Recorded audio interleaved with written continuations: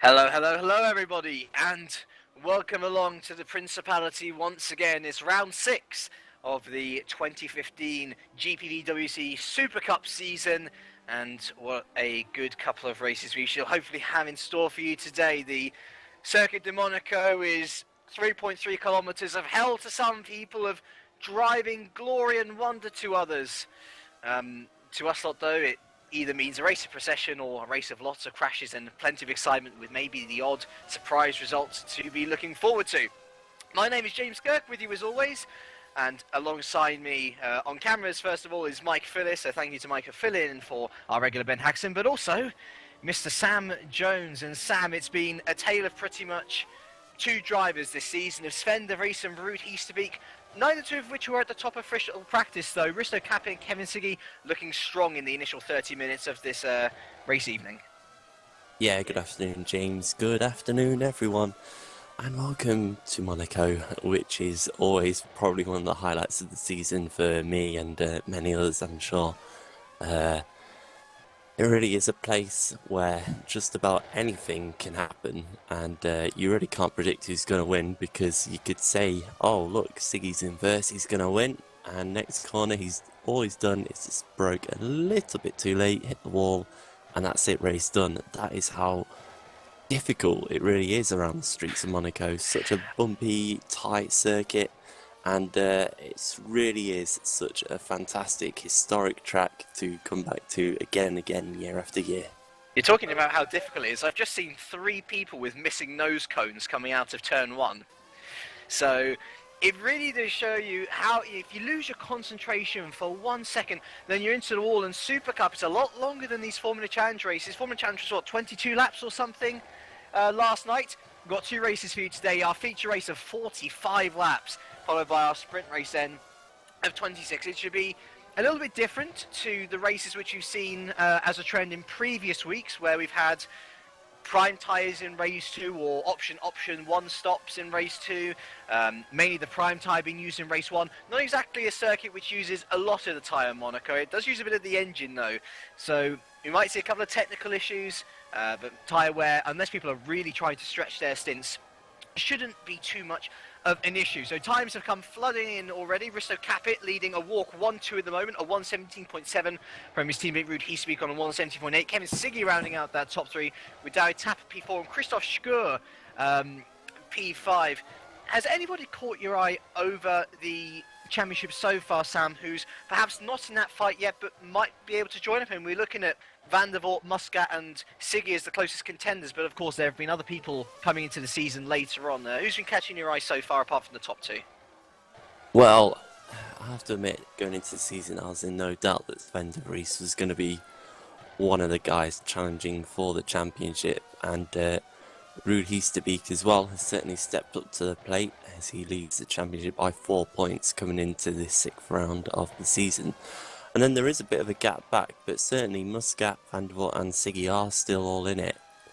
Then, just looking at down the field, and I'd have to say that there isn't really any other surprises. The guys that are down there, I don't really see any of them underperforming, so to speak. I think Gagzella has done pretty good actually, considering he's in 6th place. He's certainly turned his fortunes around and had a very good string of results, especially in the past 3 races and 3 rounds really as well. So he's done very good. Risto Kappin, not really quite hooked up as his teammate is, down in 7th, and I'd expect to see a few more good results from him. I've no idea what he's going to be like around the streets of Monaco. He's clearly fast at the moment, currently in 2nd place, but it's not all about qualifying pace here. It's being able to keep consistent and keep it just away from the barriers to keep the car nice and pointing in the right direction.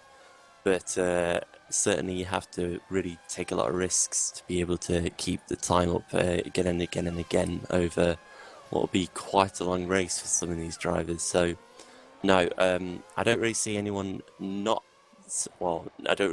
surprising me by their poor performance. It's definitely as I was expecting. Ruud Heesterbeek now on top with a 1:17.4. He's by 0.06 of a second from Kevin Siggy. Risto capping it, making it a 1:3. Pedro Malim's just gone up into P4 there for Simcraft. Pedro not really had as good a time at Simcraft as he has Mazurek earlier in the season. He'll be looking to turn around his one. And then Emmanuel Gashela, the guy who we've been talking about very recently, he's now into P5, and I agree with you completely. Gashela's just turned his fortunes completely around. He looks such a better driver now. He looks like the driver we were expecting of him last year, and it's great to see him back up there at the top. Let's see who's a bit out of position so far. Let's see, we've got Philip Cullen down there in P27, though he hasn't set a time. He's one of the people without front wing. Sven de Vries as well, he hasn't set a time. Jonathan Holmes has set a time, and in fact he's missing his front wing, so he's got to get into the pits quickly. Indeed he does, but I know Holmes has also got a very late wheel change as well, which can always throw you off. Who's a little bit out of position as well? Dennis Jordan's quite a bit low for Smart Power Racing in P22. Marcel Router as well. P18 not looking too good for those guys. But also people looking very good, mind you, as well. Welcome back Luis Mesa. After a couple of rounds out, the Spaniard back in for Positive Sim Racing. He's up into P12. Good to see him in the points again. Christoph Schur as well. P7 for Mazurek. He's been there or thereabouts, just hasn't had the luck this year. So it's great to see him back up in the top 10, leading Klonten, the two Wouters Automotives of Junt and Francic. We've got 7.5 minutes of this session left to go, though. The fastest time we've seen in all the practice sessions before this is a 1:17.1, so there's still time to find, one would imagine. Yeah, that's certainly the case, it looks like today, as we see Ruud Heesterbeek at the top of the timesheets at the moment. I would say that Pedro Melim, though, certainly looking good. He has been quick this season and surprised on a couple of occasions, and I think this move to Simcraft for him is going to be the one that's going to be positive, because he's really going to be able to benefit from improved teamwork with experienced guys around him, and Tom van der Voort, we know how good he is, so I'm sure they're sharing a lot of information with each other, so it'll only things will improve for Pedro here, and he's already demonstrating today that he's clearly quick around the streets of Monaco as well. Just looking through the time, Sven de Vries is down in 14th at the moment. So he's only set one time to lap, it looks like, today. And I think he'll want to be improving on that, because this is not the race to be starting down the grid on, that's for sure. No, absolutely not. Well, turn one is... It's called Sandovo. I'd like to rename it a bowling alley, to be perfectly honest, because there's always something that happens down there on lap one, turn one. Also interesting to note how separate the times are now. Monaco's one of the shortest tracks, if not the shortest track that we head to in terms of both race length and track length here on the Supercup calendar. Yet, for some reason, whereas at times, say like the top 20 is covered by a second usually here in Supercup, here it's only the top 11 that are within a second of now Kevin Siggy's pole time of a 1:17.3. That's a lot better from the Ocean, and I see that Tom van der Voort's gone up into P3, splitting the two walks himself now. But why do you think that is? Is it a very driver-oriented circuit? Because, well, I mean, the general gist of things is the shorter the circuit, the closer everyone is the opposite here. Yeah, but I think Monaco is certainly a track about commitment more than anything else. It's certainly a track that you've got to be able to commit to every corner and not hold back. As Ruud Heesterbeek now goes top of the timesheets with a 1:17.25. So he beats Kevin Siggy by 0.5 of a second, so it's still pretty close at the top. But yeah, it's certainly a track about commitment. If you don't feel comfortable enough getting close to the walls, because there really is no room for error around here. And I think that's really what spreads the field out a little bit more than perhaps we would see it. 5 minutes remaining. There's a lot of runoff areas. Sorry, I think you just cut out for me, Sam. I think I had a bit of I think I had a bit of your issues from last week. Yeah, you might have inherited them. That'd be a shame. Anyway, you're top 10 so far with 4.5 minutes to go. Heesterbeek from Siggy, Van der Voort, Capit, Malim, Gashela, Schur, Klont, Cullen and Junt. So I'm sure the likes of Cullen and Clont are going to be happy to be back up in those top 10 areas. Clont, of course, not had the best of runs since his first win of the season, race 1 of the season. And I've just noticed that Risto Capit has now headed back up into P3, ahead of the 2 Simcrafts now, Van der Voort and Menem on a 1:17.3. So you're absolutely right. The top, it's very close at the top. The top 6 covered by 0.5 of a second, and that little bit of extra commitment through the Monaco circuit. You could find those tenths for sure. It's whether you're willing to go balls to the walls, very literally here as well, to be able to find that extra time. 3.5 minutes left to go now. Just having a look down the bottom. Jonathan Holmes still struggling, as is Jordan, as is Router, really. Sven de Vries still in P15 as well, as you see, not the best place to be losing time to your championship rivals for sure. And I see Lewis Mesa there, just heading up into P9 for Positive Sim Racing. So nice to see some of the guys who aren't in the top 10 as much capitalising on the guys who are there, and who are not there today at least.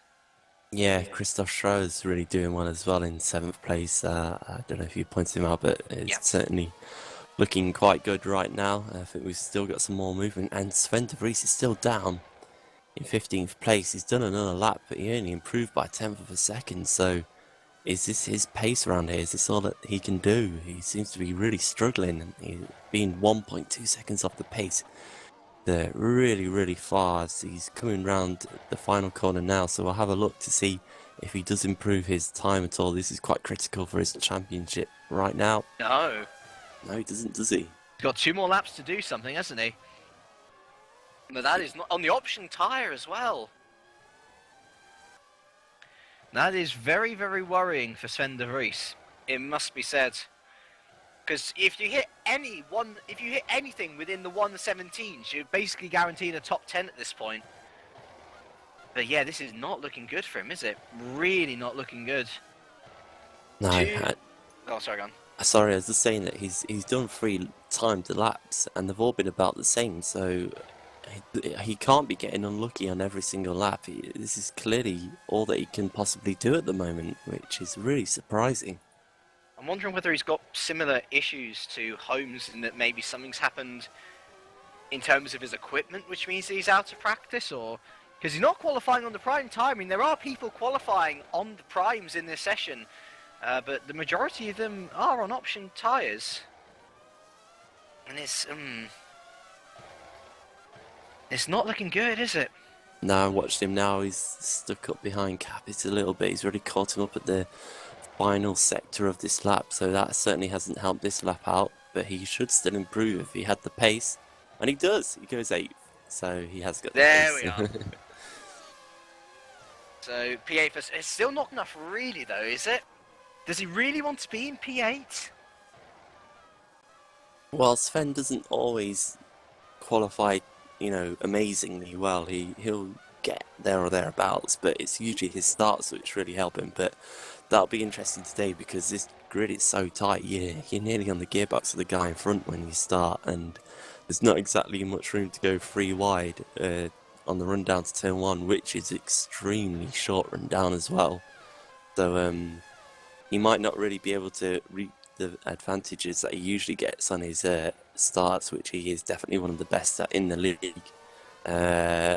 So that will be interesting for him, but it's not it's not all doom at the moment. He's still much better than where he was a minute ago. Yeah, I'm totally with you, So we've got only a few more seconds to go, and I'm just wondering whether Sven might be able to sneak 1 more lap in. I think he's going to make the line, isn't he?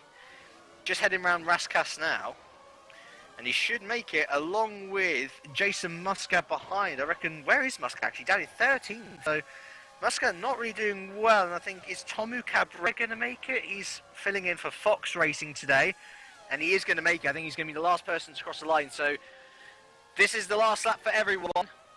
Ruud Heasterbeek is on a lap. I think, really, Kevin Siggy? No, actually, it's going to be Gishello who's going to be the first to cross the line. Currently in P4, Klont's just ahead of him, actually. So let's see where Klont goes. Can he improve from P9? No, he can't. Gishello. Oh, Gishello onto provisional pole position of 1:17.167. The Romanian with an epic effort. Kevin Siggy doesn't improve from a 1:17.3. Looking back now, where's Capit? Capit through the tunnel. Heasterbeek is coming up. to the final sector now, and oh, he's gone deep at the swim pool. Oh, and he's all twitchy. I think that's gone for Heasterbeek. Gisela could have pulled a blinder here. And not only that, but if he does take, he's in. Heasterbeek's in. What about Capit? Let's have a look now. He's behind Barclay. Oh! And I think the two of them came into contact there. Barclay on the hot lap, Capit on the hot lap as well. The two of them come into combat. He is out. Van der Vaart rounding the final corner now. What can he do? He comes across the line. Can he take provisional? No, he can't. Is that it? I think that's it. And so, well, Emmanuel Gisela pulls a blinder from absolutely nowhere.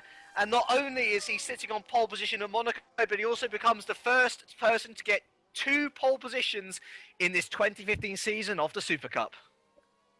Yeah, I want to know whether Capit was on a good lap there or not, because I have no idea what Nico Barkley was doing into those final couple of corners. He was going so slow and just sat in the middle of the track, and then came over to the outside right as Capit was coming, approached him very, very quickly from behind, and unfortunately Capit had nowhere to go, and that ended all chances that he had. So hopefully he wasn't on a blinder of a lap, because it would be very bad for him if a lap like that was ruined. I'm just having a look back at it as well. I'm really not sure what Barclay could have done, because he was on a hot lap as well. But He he's on didn't the look prime like it. tyres. He didn't was look like breaking it. into the swimming pool though, yeah. He didn't look like he was on a hot lap. He wasn't pounding round. Even then, it's just closing distance. Either way, he's got a 5th place for this event anyway, so I think he's going to be starting near the back. But, well, what can we say about Gisela? It's going to be Gisela from Heasterbeek, Siggy from Capit, Van der Vaart from Milim, looking pretty good for Walk Simcraft, and actually Satellite as well in terms of the team game. They've got an 8th and a 9th position. Of course, it's the first corner that everybody's got to be afraid of at this place, and you don't know whether you're going to be quids in or quids out. No, you're certainly not. Just seen in the chat that Emmanuel Gisela clearly celebrating his pole position. This is his 100th GPVWC race today, so congratulations to him. What a way to celebrate. I did not know that. Congratulations, Emmanuel. That's great. It was written in the stars, one could say. It certainly was. Right then, should we have a look at some championship table? Yeah, why not? It's always something good to look at. Right, so we'll quickly go through the top 10 in the drivers and the top 5 in the team. So it's Ruud Heasterbeek on 164. Pardon me, he qualified P2.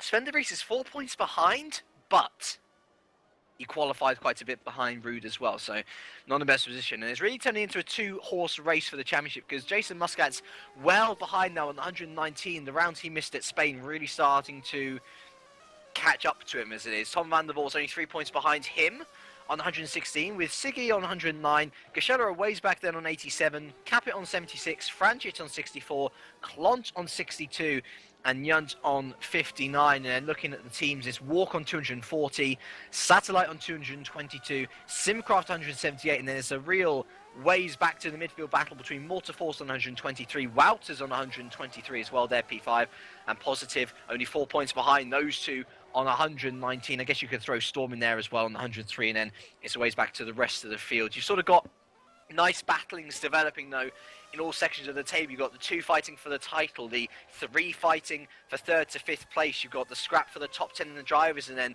the teams is an even better scrap. You've got Walk versus Satellite. You've got Simcraft kind of on their own. The midfield battle of Mortarforce, Wouters, Positive, Storm. You've got this battle for effectively 8th position as well. Mazurek, Smile, Twitch Enterprise GP, and Races Aces PB in there as well. And then the battle for the bottom, Street Fighter, Fox, TSA, and of course ST have still yet to score points. This is ideally going to be their best chance to score points, you would imagine. I know they've got a newcomer in the form of Luca Peklash, and let's actually just go through the newcomers. So, of course, there's Peklash for ST. Wernersson's come back for 1 round with Mazurek. Tomu Cabrera is driving for Fox. And I think that might be it for the newcomers. Yeah, of course, Mace is coming back. But surely Monaco's going to be the best place for you to score points if you're not a regular point scorer. We saw it in World Sports Series for sure, because Fran Lopez won his single race of the season where he hadn't even finished in the top 10 before in race 2. We had Wernersson scoring a podium in World Sports Series as well. In the Formula Challenge, there were the likes of Marcus Riffle, who managed to score points. I think Koenig scored some points in there as well. I don't know because I'm teammates with him in Drake, but you know, it's a place where the elite of the series can make one mistake and all of a sudden all points are lost and they're happily given out to plenty of lovely receiving customers. Yeah, it's certainly the case. As long as you can keep it on the track here, you've got a chance. Well, keep it out the walls, I should say. And yeah, this certainly will be one race for ST to look at. Of course, they're debuting their brand new livery today, completely changed. And I have to say, that actually does look quite good as well. I actually quite like it. I saw the pictures go up on, I believe it was Facebook the other day. Yeah. Yes, so that was good to see. And I wish them all the best. It'll be great to finally have them get into the points, and every team in the series would have a point. Then it's like back in the old days of F1 when it was always a case of will Jordan or Minardi score points this season, and it was always great to see them get that 1 point, and it was such a big celebration. I'm sure ST Racing would certainly be celebrating in a very similar way if a result like that would come in for them today. Maybe they could do Marussia. Yeah, because of course, yes. Marussia scored their only points, and they're man and Marussia now, but they've scored their only points to date, of course, with Jules Bianchi, who, of course, good news on Jules, if you haven't heard, now breathing on his own, thankfully, so it's great to hear recovery on him, and we wish all of them the best, of course, as Monaco was a year ago, pretty much, now, to this, not to this day, I think it's a month out or something, within the month, anyway, but always lovely to see wonderful stories like that, where people score points when they don't usually score points. And I do wonder whether we are going to get a brand new win, not just like a new winner for this season, but a brand new winner of Super Cup with the reverse 6 to 10 grid. There's every possibility that it could happen. So heading into the race soon enough. We've got about 15 seconds left of warm-up. Sam, can I have your prediction for the first race winner of tonight, please?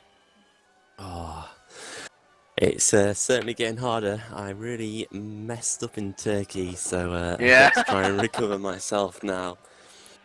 Well, Gixella, he is on pole, but unfortunately he still needs to prove himself with his starts. He still hasn't had a good start that I've really seen this season, or one that he hasn't gone backwards a little bit. I think today is going to be his to beat day once again. After not winning last time out, he'll be back on the top step of the podium for race 1. And I think Siggy will be there as well, because we discovered how good Siggy really is. He managed to win at Turkey and hardly set any laps of practice. So Siggy is definitely a strong driver, and I think it'll be good to see a battle between himself and His to Beak. But ultimately, I think His to Beak will win today. You'll be interested to know this is one of Siggy's favourite circuits as well. Oh, now you're making me doubt myself. Well, I'm personally going to put a bit of faith in Emmanuel and say that he's going to be our 1, 2, 3, 4, 5, 6, 7th race winner of the year. We'll wait and see, though. As people are just being careful. John is saying he will break early. I mean, I don't really know this. I've been using my DualShock 3 controller since my sim racing debut a couple of years ago. How much does a brand new wheel heading into a race event actually affect you, Sam? As in using a wheel that you've never used before, or just like any wheel, like any difference, like having to switch out the equipment. It's difficult because it's like, I'm trying to think of a good example, but you know, it's something that you're so comfortable with it, you kind of forget that it's just this lump of plastic. It becomes part of you, really. I suppose it's like when you drive your car on the road and then maybe you'll get into a hire car or something like that, and it just doesn't quite feel right. And yeah, right, you can still use it, but you don't feel quite as confident. And when you're racing, confidence is something that's really important. So it will be something that will affect anyone. I remember quite a few years ago, I used to have a Williams wheel that was my favourite wheel. I absolutely loved it, and I got really good using it and won quite a few races. And then of course I moved away from PlayStation 2, which is what I was racing online with at the time, moved on to Xbox 360, and I had to get a new wheel, and that was it. I just couldn't get used to it. I didn't like it anymore. really struggled, and yeah, a wheel that you like is something that's not always easy to find, and when you can't use that, then it certainly doesn't help you at all. And I think Johnny will struggle today. Of course, a good driver can always use any kind of equipment and still do well, so we'll see what he can do. Right, We'll gonna see have to whether- rush through the grid here very quickly. Gachela's last win was Brazil 2013 in Formula Challenge Race 2. Can he make it a win here in Supercup? He leads Heestebeek, Siggy, Capit, Vandervoort, Malim, Schur, De Vries, Klont, Mesa coming back for the first time in a couple of rounds, in the top 10 as well for positive. Great to see him back up there. Then it's Cullen, Junt, Muscat, Francic, Tapper in the top 15 as well. McNaughton, Schubert on primes, interesting. This has actually a very good performance for the German to be that far up on primes. Then it's Rauter, Cabrera, Grech, Holmes, Jordan, Verzile on the primes. Then Oyala stepping in full time for Street Fighter. That was the other one I forgot. Peklaj, welcome to Luca for ST Racing. Wernerson come back for one round with Zurich. Then the last two runners of Nico Barclay and Mark Fuller, both with 5-place grid penalties. They're both starting on the primes as well. So interesting to see people further back starting on the primes. Whether it will help them in the long run is to be decided. I don't know about you though, Sam, but I'd actually quite prefer to be starting on the back row of these races, because at least you can have the best chance of avoiding everyone ahead of you. If they go into a crash, of course. Yeah, you have to basically learn how to drive in a multi-story car park, constantly stopping every time you come to a corner effectively, because that's what it's going to be like on the first lap. Right then, so our last cars get lined up on the grid then. And we're in for 45 laps of racing action. Will Gachela get a good start? We will find out now with 1, 2, 3, 4 and 5 lights in here at the first race of the Principality this evening. We're racing, and it is not a good start. Rude Heestebeek and Capit fly past Gachela, and he might be off the podium. Oh, contact into turn 1 there, Siggy involved as well. But Rude Heestebeek leaves Risto Capit in a walk 1-2. Vandervoort very quickly with him as well. Gachela with an awful start down to P4. Siggy 5th, Klont with a good start. He's up to 6, but looks to have lost a little bit of room as Malim tries to squeeze past and does squeeze past around the outside of Casino. Klont down to 7th with Schur 8th. Jason Muscat heading over to 9th though, and on the inside of Schur there as well. I didn't see too many accidents behind actually, as well as De Vries, that's a lot of contact in the Grand Hotel hairpin there. Schur involved, Klont involved as well, and they're all trying to filter their way through, but it's all so tight that often you can't really do that, as Ruud Heestebeek extends his lead further. Heading into the Nouveau chicane, we've got Capit behind, Vandervoort very close behind as well, and Gachela, after such a poor start, he's actually starting to reel them back in, and hopefully his natural pace will show over the rest of the race as it happens. What's happened to Heestebeek? That's a timing glitch, don't worry. You always worry about that one. But these top few are actually really starting to pull away. Siggy there, oh my goodness, hanging it all out loose. In 5th, he's got Malim for company, Klont very close as well. There's Muscat behind him, but we're already at the end of lap 1, and Ruud Heestebeek has a long gap ahead of him. It's 1.3 seconds from Capit, Vandervoort, Gachela, Siggy, Malim, Klont, Muscat, De Vries and Schur. Yeah, what a good start by most of the field, it has to be said. No one's really had any major incidents, and that's great to see at Monaco, as Tom Vandervoort is looking for second position right now. Risto Capit has already fallen back by 1.4 seconds to his teammate Ruud Heestebeek in first place. So Capit perhaps not feeling too comfortable at the very start of this race, but he did get a great getaway, got into second, and Gachela, who really didn't, once again he just lit up the rear tyres, unfortunately for him, has got all the work to do to try and recover that ground that he lost in the opening few hundred yards. And the best thing is that nobody lost their front wing or any parts of their car in the first lap. That is the cleanest first lap that we've had at any time in 2015 around the Principality, so well done to all drivers. And that's it. Vandervoort clouts the wall there at the back, and that's lost him a heap of time to cap it. Emmanuel Gachela can sniff blood, but at the same time he's got Siggy and Malim and indeed Klont for very close company. Muscat, De Vries and Schur not too far behind as well. And then we've got Mesa, Cullen in 12th there with Francic 13th and Yunt in 14th, and rounding out our point scorers so far is Dawei Tapper in the first of the Street Fighters, but there are plenty of cars behind him as well. McNaughton, Cabrera, Schubert, of course, on the prime compound strategy there in P18, and the two Smiles of Veralta and Jordan. Holmes not too far behind as well. Plenty of action still to come as Heasterbeek extends his gap further to 1.7 seconds already.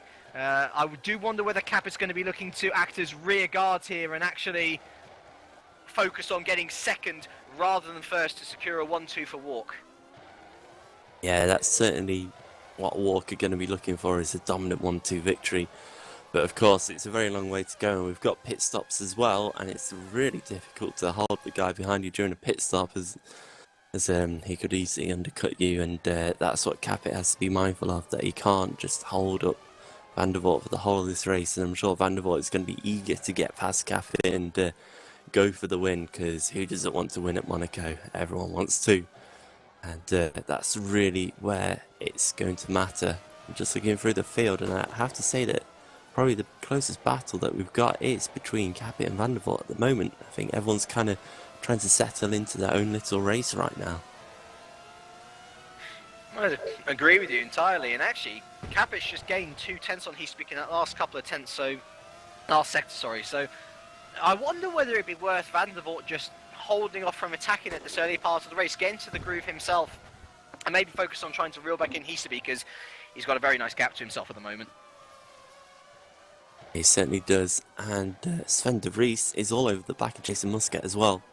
So he's looking for 8th position. He's certainly looking a bit quicker of the two drivers at the moment, and I'm pretty sure. Oh, here we go. Sven de Vries at the inside. Oh, he's done a Sutil. It wasn't exactly as clean as the Sutil moves we saw of a couple of years ago, but he has made it stick as we head into Portier. Muscat will try around the outside, and they're still going side by side. I think Muscat got a great exit off there, and yeah, well defended from the Maltese driver. But now De Vries is heading back through as we head into the Nouveau chicane. De Vries is ahead. Muscat breaks early, and overall, that was a little bit bashful at the start, but a great way to hang on and eventually take that 8th position from Jason Muscat. De Vries up past the Maltese driver. Yeah, that was really good by Muscat, actually, being able to hang on the outside of Portier and get the better drive traction through the tunnel. So good effort by Muscat, but eventually he had to relinquish the position, and we'll see whether Sven de Vries can now go after his satellite teammate of Menno Clant. Alright, looking throughout the rest of the field now, let's have a little look here. Apart from that lovely move, actually there's quite a nice battle here between Gashela, Siggy and Malim here for P4, 5 and 6, and I do wonder whether these two, the two behind Gashela I should say, are starting to really affect Gashela's race, because it looked for the first couple of laps like he was going to be able to catch up to the back of Van der Voort and challenge for the podium once again, but the Austrian and the Portuguese behind him have other ideas. Yeah, Gashela's keeping a little bit of a gap, but certainly he doesn't look too comfortable right now, and it's dropped back 2 seconds to Tom Van der Voort, who is still right close, well not quite on his gearbox, but pretty close to Capit for 2nd position as well. Gashela's actually pulled out a little bit of a gap now as Siggy looks a little bit more under pressure from Melin, but of course his final sector it does get a bit strung out because it's a lot of very fast corners for such a tight track, and there's definitely no overtaking until turn 1. That's really where a realistic, non-opportunistic move can take place, because you can do it into Raskas, but of course it takes a bit of guts to be able to do that one. We have our first retirement of the day, unfortunately, in the form of Tommy Oyala, and I noticed that Mark Fuller's already been lapped by the field, and Greg and Peklaj as well ahead of them, also over a minute off the pace, so they must have gotten into trouble somewhere along the way, as Capit still holds this 1.8 or so lead or gap to Heasterbeek. I wonder whether Heasterbeek's just not really pushing himself, as behind there's Gashela, Siggy, Balim all still going 2 by 2, Clont on his own, De Vries on his own now, losing Muscat, now Schur looking to try and take advantage of the Maltese ahead of him. And then there's a really lovely battle behind them. So we've got Mesa in 11th, Cullen 12th, Francis 13th, Yunt 14th, and Tapper 15th, all for the last points-paying positions. But ultimately, the position that they will all want is P10, because that's when the reverse grids start. As I see Tapper looking to make a move on Yunt, perhaps into the Nouveau chicane. No, he decides to lay off it, and given that most of the overtaking here in Monaco will be done during the pit stages, I'd imagine. Perhaps a safe move for Tapper, because the Street Fighter, they're lacking points, aren't they? Yeah, they certainly are. They really haven't been quite as good as they were last season, where they certainly, had some good surprise results that, made them look really strong, and were certainly a team to be reckoned with, especially in the reverse grid races as well. So I think points for them at the moment, even if it's only a few, is going to be very, very important to a Street Fighter right now.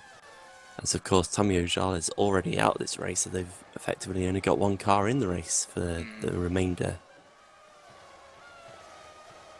All a bit boring, unfortunately, guys. I do apologise. Everyone just trying to keep it clean, and let's have a fair shout to everyone for keeping it clean, because of course that's the biggest challenge here at Monaco.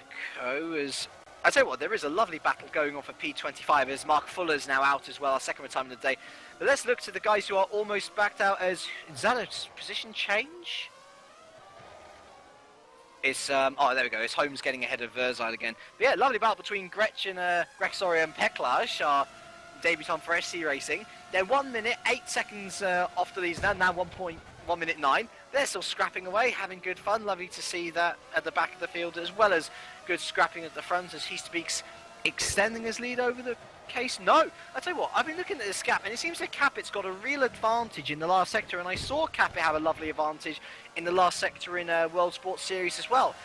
But it's over that other two sectors which he seems to be able to pull out so much, and even with Van der Voort now dropping back from the Estonian ahead of him, Risto seems to have no answer to his Dutch teammate.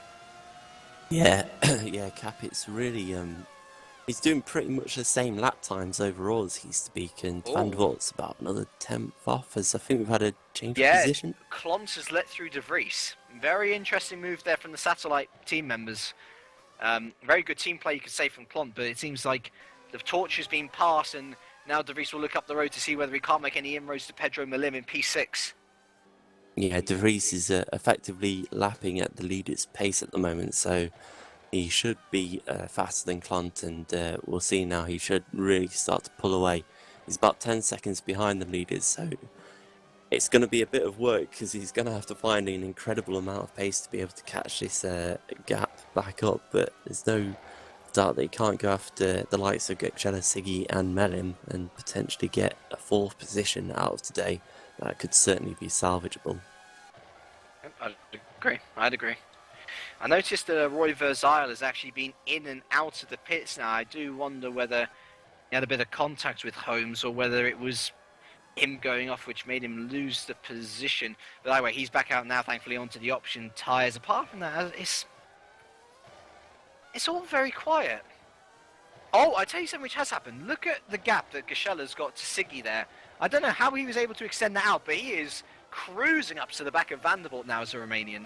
Yeah, he's actually, I think, he's got into the 117s at one point, then dropped back down into 18.3s, which looks like more of his typical pace. I think Tom Van der Voort's actually got the fastest lap for today, but now his pace has dropped off a little bit as well. So yeah, Gökçeler's definitely looking quicker, and as a matter of fact, Van der Voort's not that far away from Capit either, so yeah. in all respects, we actually have a 4-horse race for the lead. It's a bit spread out, but they're all certainly within contention. And it is a very long race, of course, Monaco. Once we complete this lap, we will be on to lap 10 of 45, so not even a quarter of the way there as Luka Peklaj gets out of the way for our leaders. And we'll have a look at the gap when you cross the line. 1.3 seconds now. Capit is certainly catching. Yeah, he definitely is. It's coming down bit by bit. Yeah, I think Capit's just set the fastest lap of the race as well. So he's really starting to push it. He was actually 0.3 of a second quicker than he used to be on that last lap, which is quite a lot around here as well. So that's a really good effort by Capit. Yeah, absolutely. I'm sorry, just having a little look at messages. By the way, if you want to get in contact with us on Twitter, then you can hashtag GPVWC live, and we shall get to your questions as quickly as possible throughout the race and indeed after the race has ended. Capit maintaining this 1.3 second gap. He's lost Van der Voort, and I see there's stuff going on below here as Philip Cullen's just overtaken David Francis there for P12, so the Irishman up into 4 points for race 1 rather than 3. It's always, every little helps. 1.2 seconds the gap between Capit and Easterbeek. Let's have a look at what this gap is as we head on to lap 11. Because I'm very intrigued. I think Capit's really on a charge here. As you cross the line now, that's looking closer than a second. 0.8 of a second between Capit and Easterbeek. What does Walk Racing do here? Wow, yeah, Capit just did a 1:17.6. That's incredible compared to Easterbeek. That'd be a top 10 in qualifying. Yeah, and Easterbeek did a 1:18.1. So, he's pretty much stuck at pace. He hasn't even got into the 17 so far today. So Capit is actually the quicker of the 2 Walk Racing drivers right now, which is really incredible and a great boost for Capit. It'd be great to see him overtake his teammate and potentially get one over his teammate as well. Yeah, he's taken a pole position this year, Risto Capit, and that was back in Spain, I believe. But he is yet to take a win as Tomu Cabrera's into the pit. So both Fox Racing cars in a bit of trouble now. And even though we haven't had that many retirements, only had 2 so far, it's those small mistakes which can cost you pit time. And that's where you start to lose positions and, more crucially, points, as 0.8 remains the gap between Capit and Easterbeek. And I'm very intrigued to see how far this one goes. I know that the tyres, the option tyres, should be lasting pretty much halfway into this race if you're using them correctly. So we shouldn't see a pit stop for about another few laps as Easterbeek extends his gap out by 1/10 to 0.9. But Capit certainly showing him up and certainly in with a chance of winning this race. But overall, you've got to say, Walk Racing really starting to exude their dominance on this series. Monaco's not an easy track to dominate at, and well, they're doing it in great style at the moment. Yeah, I think they've definitely got the setup all figured out, and you can tell that both of these drivers have really put the effort and time in to do the homework and get the practicing in, get it just right. And yeah, Easterbeek last lap finally got into the 1:17s as well. So both of these drivers are being able to lap in the 1:17s. A lot of others have done it, but no one's really doing it as much as Capit. And Capit, I'd say once again, is getting closer and closer to Easterbeek. We'll have a look, won't we? Our sector split is pretty much in and around the swimming pool section past the back here. Yeah, again, Easterbeek's extended it. I do wonder... I mean, he doesn't look like he's holding anything back, does he? Did he hit the wall there? I think he did. He certainly moved sharply across the track, and that can only be because of contact with the wall. I think Capit is much closer now, and I do wonder whether Easterbeek, as a legacy of that, has picked up any suspension damage. 0.5 the gap between Rude and Risto. If your lead driver here is suspension damage, would you bother fighting at this point? I'm really interested to know what's going through Rude's head at the moment, because of course he wants to win, he wants to extend his championship lead, and even if he has P2 by the end of this race, he's going to be extending his championship lead. But I don't know. Capit's looking on a real charge here, and he's looking more likely to win this race as well. Yeah, Easterbeek was actually on for a very good lap last time out, but he actually dropped 0.4 in the final sector because of that contact with the wall. He still did a 1:17, but nowhere near his teammate of Capit, who once again set the fastest lap of the race. And he's really starting to come under pressure now, and you can certainly tell that he is trying very hard, and he really starting to feel that Capit might get past him. So surely these guys are going to race for it. 0.6 the gap. I'd argue the team order argument though. I mean, look how much gap they've got back to Van der Voort now. They're miles clear. So what point even is there in switching positions, one would argue? That is a good point. I would say one thing about team orders in Championship. The thing with Walk Racing is that they want the constructors more than anything else. At least their team owner does, because that is so vital now, isn't it, to get any chance really of getting into Super League, which of course is the aim for any of the teams in this series. So winning this championship is really critical, and that's certainly what Walk needs. So although they don't, I'm sure they probably want to see one of their drivers win the championship, the constructors comes first, and I don't know, would you let them race if you want to win the constructors as well, or would you say, okay, Capit's faster, go on, you can go ahead? I don't know how you'd call this one as a team owner. The way I would see it is, I mean, you have to know a lot of things. You have to know whether your driver and lead driver, I mean, Ruud Hiesterbeek is very much a lead driver. You know, he's been competing in Super League for all these years, almost won the title in 2013. So you'd imagine that him, in comparison to the rookie, let's not forget the rookie in this series, Risto Capit, you have to know whether he's willing to let that happen. You know, whether he'd be happy to fall behind. If it was me, I would say, look, Risto's faster, you've potentially got damage, you're miles ahead of your championship teammate. This is fine, but of course you don't know the mindset of Hiesterbeek unless you've got Ruud Hiesterbeek in your team. And by looking at it now, either Ruud Hiesterbeek has just turned up the wick, or Risto Capit has been told to back off slightly. I'm not too sure. Yeah, let's have a look at the times. Hiesterbeek's still doing, he's just done his personal best on this last lap. He's done a 17.7. That's a good time from him. And yeah, Capit's actually dropped into the 18s now, 18.0. But that, of course, will be down to the dirty air as well, won't it? He will be feeling a little bit the effects of having a car directly in front of him now. So it's not going to be easy for him.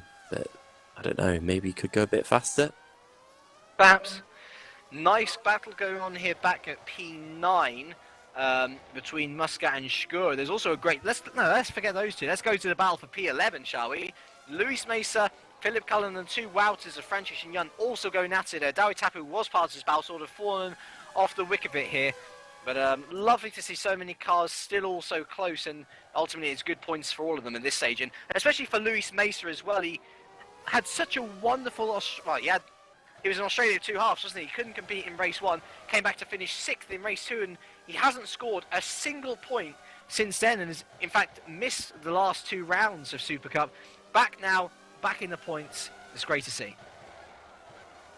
Yeah, it's a really good effort by him. He's certainly started to... Oh, wow, do you see how loose he got there? He's not finding it easy, and he's getting a longer and longer trail of cars coming up behind him. It kind of reminds me of Truly leading here at Monaco for such a long time. Positive have got the colours of Truly GP from Formula E as well, don't they? Yeah, they certainly have. So they might be bringing back the Truly train in the form of Luis Mesa. And of course, he is still doing a very good job. He's actually in the 19th, so he's about 1.2 seconds off the leaders. That shows how good, you know, the water racing guys are around here, and the guys behind them, of course. Tom van der Voort still not too far away. And let's not forget about him. He's certainly got a chance in this race as well. It's the Luis line. Oh, nice one. I like that one. The Luis line. And it continues around through the tunnel, as Philip Cullen will no doubt have a little peek into the Nouveau Chicane. Ultimately can't do anything done. The moves are possible into there, but you have to be really up alongside your opponent to be able to do anything. Hiesterbeek has just opened up the gap to 2.1 seconds. He said bye, and he's off into the distance now.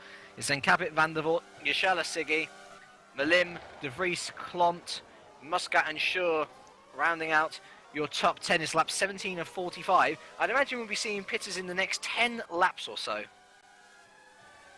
Yeah, it's really hard to call this one, isn't it? It's really hard to say when it's the best time to pit. Of course, as per usual, the option compound tyres will be faster than the prime compound tyres for as long as you can keep them within a working range, really, before they start to fall off and go a bit bad. As wow, look at this. Risto Capit is now doing mid 18, 18.6. He's really dropped off the pace. I wonder if he's actually used his tyres too much too early and paying the price for it now. Always a possibility. I mean, I know that some people can stretch the options out to 27, maybe 30 laps, and it's why I'm not expecting any pit stops at all in race 2 for the first time in a couple of races. But I mean, to be fair, Hiesterbeek's had traffic of Versailles to get past. Yeah, he certainly has. I've just seen Luis Mesa actually completely miss out the chicane coming out the tunnel, and he didn't actually lose any positions because of it, because he effectively gained a little bit, but then fell back rightly so, because you don't want to gain too much of an advantage. So he's got this train of cars Well, right he's under a behind him. lot of pressure, isn't he? Yeah, he is, and you can really see him getting quite loose coming out of some of these corners. Comes around in 11th place to start yet another lap, and another lap of defending on the cards for him. Just looking at our prime runners here, I mean, look at Sven Schubert there in P17. Now, Sven hasn't exactly been the most prominent of drivers here, but he's holding off the two smile powers of Router and Jordan. And given that I mean, look at these prime tyres runs. So his fastest lap, Schubert, is a 1:19.7. Let's have a look at the other prime runner. The only prime runner, actually no, let's see. So Barclay's fastest is a 1:20.2. And the other prime runner's Cabrera, his fastest is a 1:19.0. So they're not really that fast, aren't they? You can only imagine what's going to happen once they head onto the option tyre. They might actually be able to gain a lot of time in the second race, or sorry, the second part of the race, as we have actually had another retirement, in the form of Roy Verzeil. He's retired out with suspension issues, and Luke Peklaj as well. So that's 4 retirements now. Yeah, that's disappointing. Both STs as well. Yeah, as I was about to say, very disappointing for ST Racing. They won't be scoring the first points here today. They are both out of the race. Let's hope that they get a bit of a better performance in race 2. Capit's fallen back by another few tenths to Easterbeek. But the battle for... oh, what's happened to Clont here, I wonder? Or maybe it's just pace-wise. Either way, Clont is falling right back into the clutches of Jason Muscat, and he's dragging Christoph Schur along with him.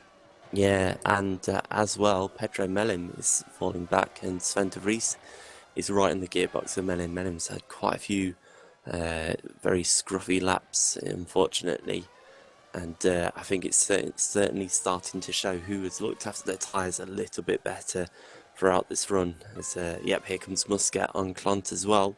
He's right up behind him, but no, too far away to make any kind of move into the chicane. As I think Cabrera's just hit the wall coming out the chicane. Hopefully he doesn't get in anyone's way. And he's actually out. pulled up and retired, yeah. So that's both Foxes out as well now.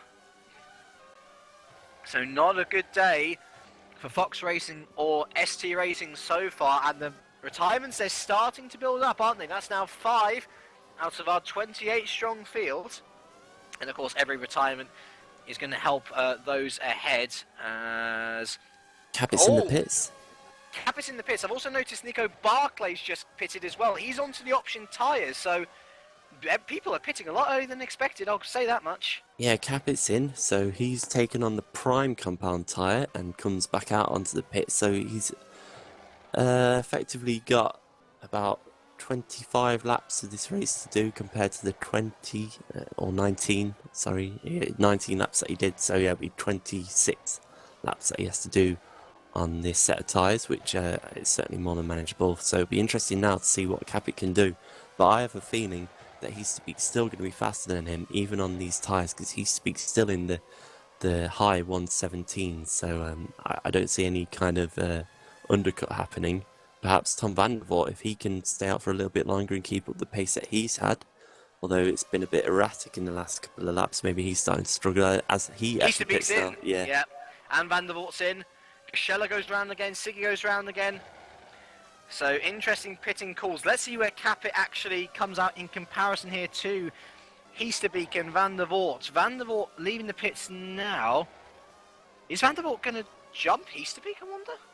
No, he's not. No, never mind.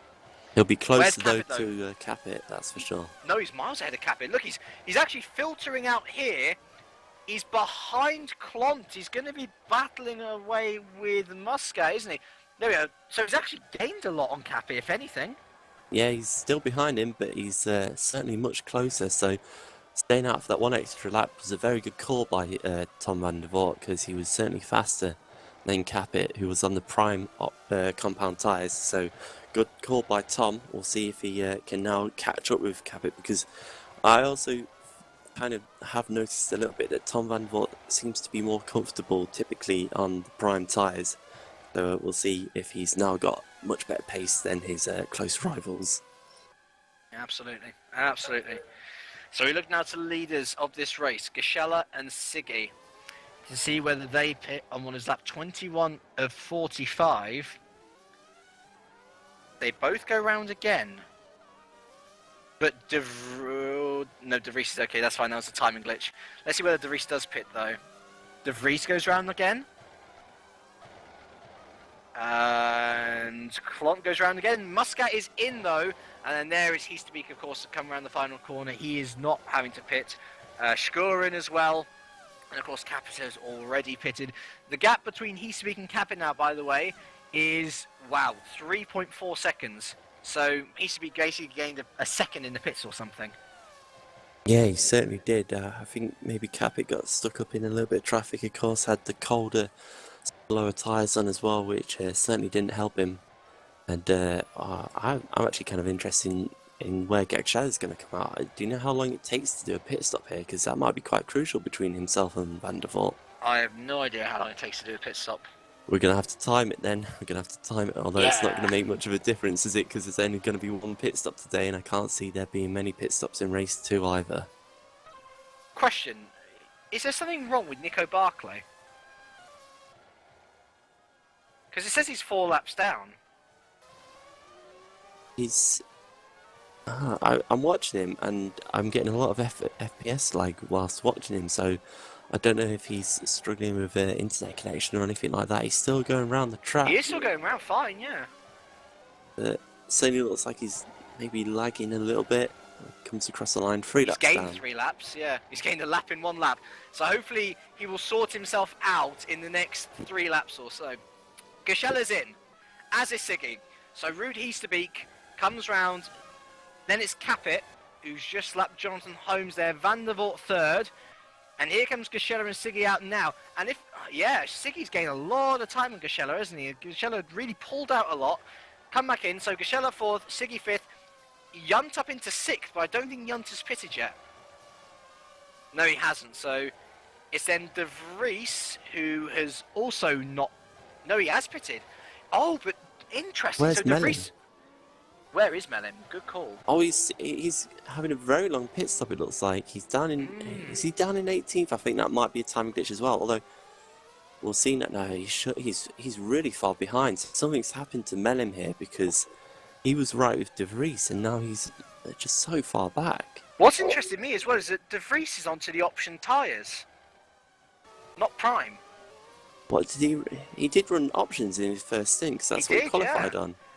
I think he's made a mistake. I think this is a mistake by De Vries, and this could be a costly one as well. I mean, it depends how much time he actually gains on the option tyres, because they are going... He is going for basically half the race on options, half the rest of the race on options, then pit final lap onto primes. I wonder whether him and Malim had an accident or something. We'll see when he crosses the line anyway, because we've seen his pit stop lap. I've just had a bit of an update just for Pedro Melem, been reliably informed by Chris Williamson, so thank you to him, that Pedro Melem lost his front wing on the previous lap before his recent pit stop. That's why it was such a long pit stop. And unfortunately, that's taken him right up points contention. He's going to have a lot of work to do. I actually don't think he's going to get back in the points unless a lot of the guys in front of him fall out. So very, very unfortunate for Pedro, because he was having such a good race as well there. Very disappointing for him. Yeah, indeed. Sven Schubert still going round there in P14 on the prime tyres. So who's the other guy out of position? It was Yunt, wasn't he? Yunt's finally come in. And Yunt has actually gained a lot of positions there. He's now up into P10, is the Swiss. So staying out on those option tyres was a great call, I'd imagine. Let's see, Schur up into 8th, Klont down to 9th. So it's Cullen 11th, Mesa 12th, Francis in 13th. We then have Schubert on the prime compound tyre in 14th. As Dawi Tapper's out. Oh, so Tapper out, making it our 6th retirement of the day. Let's see what happened to him. Oh, he went... Oh, wow, he did a Massa from a couple of years ago. Well, actually, no, it looked like he just stopped or something. I wonder why. Anyway, he becomes our 6th retirement of the day, unfortunately. But yeah, we've got this weird position with De Vries on the options. He'll no doubt try and catch up to the other guys ahead of him and try and gain as much time on the guys behind him as possible. But yeah, we've got Schubert there in 14th on the prime tyres. He is still yet to pit. And Dennis Jordan hasn't pitted either from the option tyres. So lots of strategy still to play out. And of course, with half the race still to go, there's plenty of opportunity for other guys to crash out as well. As Dennis Jordan actually now comes into the pits as it happens, which will promote Adrian McNaughton up into the points. That'll be good for Adrian. That'll be good to see him in the points, and yeah, Schubert in the points as well. It's always nice to see. Also, I was just looking at De Vries though. We were talking about his option compound tyres. He didn't set a very good lap last lap, only 19.7, so that's actually pretty slow, even if he was on the prime compound. So I don't know what's going on. Limit again. Oh, has he lost his front wing or something? Oh, I don't know. Either way, Malim is in again, no, so... I don't think so. No. Might just be, unfortunately, a stop-go penalty for him. I don't know. That's a real shame for Pedro. It's strange, isn't it? As I say, he had incidents with Mazurik, but he scored lots of points with Mazurik as well. But then his record with Simcraft has been patchy. He's either finished 11th or retired this season. Well, it's still very early days for him in Simcraft at the moment, and I would never judge anyone on the races at Monaco, because Monaco is just it's a lottery. Well, it's not a lottery track, but it's certainly a different one. And some guys can be great everywhere else and just hate Monaco. Certainly the case for some. And let's hope in the next round at least that he can show what he's truly worth, because he is a good driver and he was having a good race today. But unfortunately, it's all gone wrong for him now. But surely he lost it on his own, with no one to pressure him either. I mean, it's worth asking, isn't it? I guess it reminds me a little bit of Kvyat going to Red Bull this year. You're stepping up to the big leagues, and I know that in Supercup you obviously don't have the car performance, but I guess it's almost like team pressure, like you're expected to be performing in that sort of issue, as we've been reliably informed by our cameraman, that Gashela is on the back of Siggy, and that is our closest battle on track apparently, and it's for good points as well.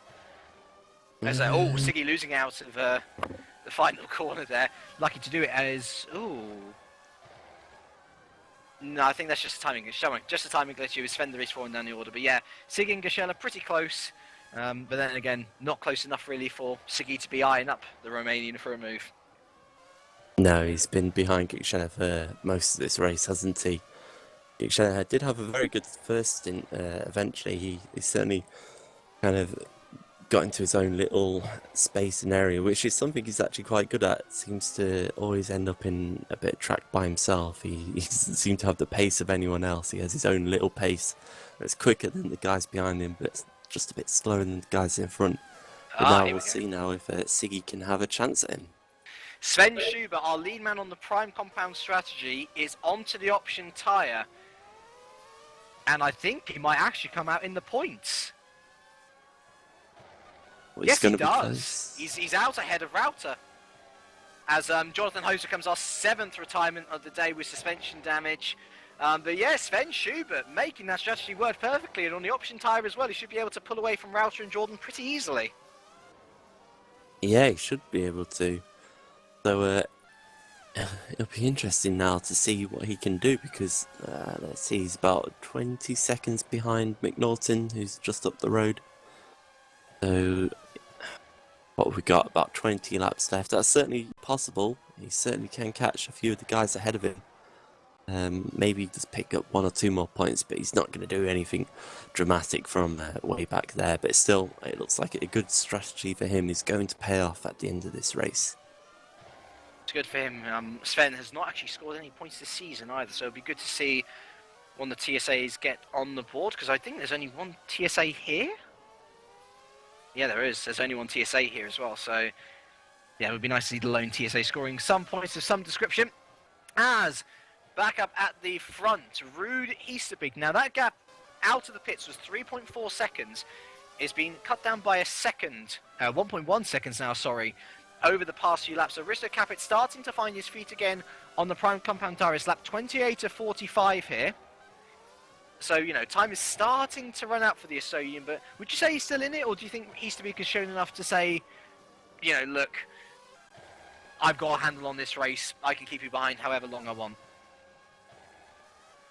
Oh, it's really hard to say. I can't tell whether Capit doesn't quite have the pace of Easterbeek now, or if he's just backed off because he's not able to, he's not allowed, should I say, to overtake Easterbeek. I don't want to start accusing walk racing of team orders and the drivers are being controlled, but he really caught up the back of Heasterbeek and really started to put Heasterbeek under a lot of pressure, and then all that just suddenly stopped. And it was certainly odd to see. So it would have been a good battle, and it would have been great to see, and good for Walk, for their publicity, to have a good battle between their drivers. But unfortunately, that doesn't seem to be the case right now, because I don't think Capet's quite got the pace of his teammate on these prime compound tyres, and maybe he can catch up. If Heasterbeek's carrying any damage, it might affect his tyres towards the end of the race as well. Let's hope we might have a battle between the two as Heasterbeek just makes his way through a couple of back markers, but it's certainly going to be a bit of a struggle for him, for Capet to catch up. You say it's good publicity, but I think in this sort of situation I'd be happy to have my drivers battling if it was like Bahrain or something. Very much the Mercedes Inter-Team battle of 2014. Around Monaco? Really? Yeah, why not? Let's have a battle. We all want to see a battle. What will be even better publicity for them, though, is getting a 1-2. That'll look certainly good to have two cars across the line, first and second, which really is something that doesn't actually happen in Supercup, is it? It's not something that we typically see. No.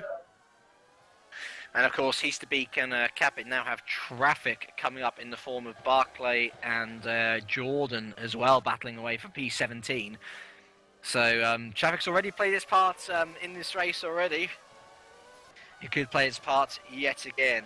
I'm fascinated to see how big the gap is between Siggy and De Vries, actually. Remembering that De Vries is on the option tyre as well and has an opportunity to close that gap. He's not, though. He's not. No. His lap times are so... They're just not there. Well, they're mind you, poor. That does look option. It's not... I can't understand what he's doing. I can't understand whether it's a little glitch that's happened or what, but he's not running like he's on option compound tyres. He's actually not even running like he's on the prime compound tyres. He's slower than the guys around him, which is not something that we'd see from De Vries. Okay, he's maybe about the same pace as Muscat on 1 or 2 laps, but it's not been consistent pace by De Vries, and I don't feel he can't be on the options. He just can't be. We have seen this situation before, where it says on our R-Factor screens here that they are on the option tyres when in fact they are on the prime tyre. Yeah, I'm hoping it is the case for De Vries, because pit stop mess-ups, they do happen, but you never want it to happen to you, of course. Because it's almost like giving up 20 seconds of your race time. Yeah, it's effectively a penalty. I'm looking at him. He has got the red Ward tyres on, which are the option compound tyres. We have seen that before, though. As I say, sometimes it's just a glitch. So even the tyres can look the wrong tyres look different. Yeah. Geschenner and Siggy are very, very close. Look at this. P4 and 5. Van der Voort's in. And Van der Voort's in. What happened there? Van der Voort lost his front wing. That's why he was down at the swimming pool section, and that is why Geschenner and Siggy are now so close. So Van der Voort in to replace a front wing. The same fate as his teammate Pedro Melim, and this is...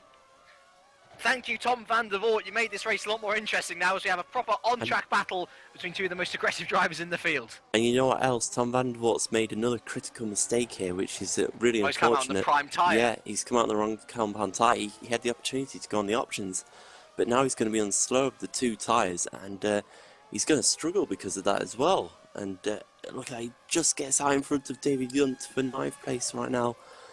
But, that's a disaster for him. I think he's still got a chance of making a few of these positions up, potentially getting 6th place, but he's got a lot of work to do, and he's got to try and overtake, which we haven't seen too much of today.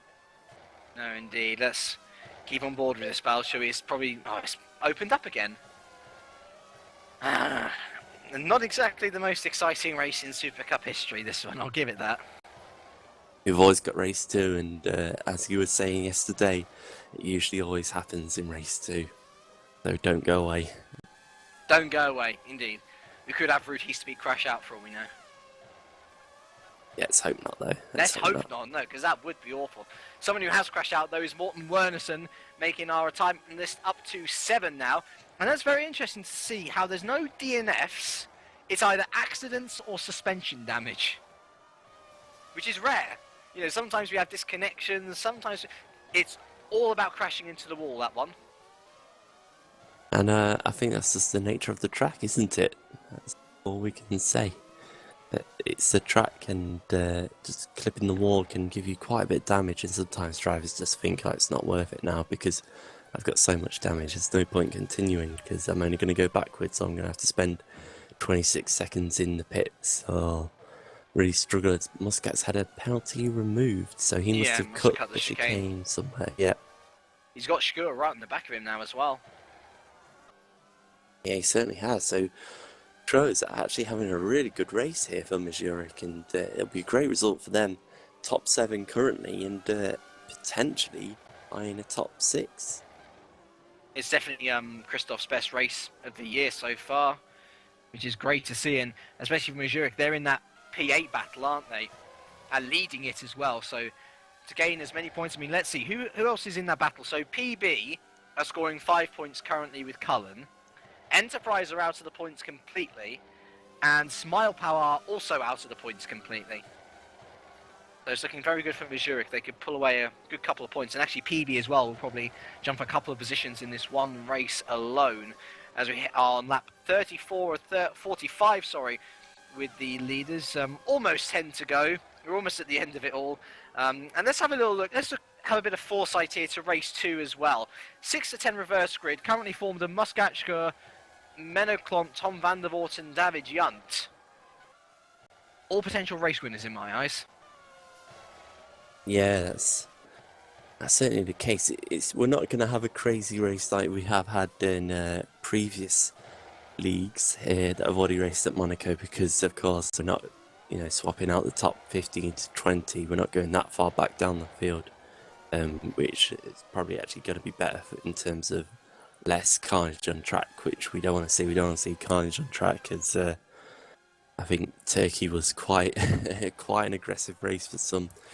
Quite a lot of action going on, and this has really been quite tame compared to Turkey, hasn't it? Which I don't think anyone would have thought would have happened, but it certainly has happened, and I'd praise the drivers for that. They've done fairly well today. It's been good to see. A nice advert for the league. Yes, definitely. Unfortunately, it's not a great advert for racing. Honestly, ladies and gentlemen, our closest battle with any sorts of points involved is the battle for P6, and that's separated by about 2 seconds at the moment. I'm desperately trying to find something interesting to give to you, but there's nothing. Gekchela and Siggy are still fairly close together. Siggy keeps catching up with Gekchela, but then falling back once again, because it's just hard to follow a guy around here, and really the braking zones are so short on this track because you're not really getting that much speed out of the car that it's hard to outbrake someone. You have to be alongside them, and most of these guys aren't doing any kind of dive bomb maneuvers, which is good to see. Also, we don't like to see touring car dive bombs. No. Let's leave that for ITC.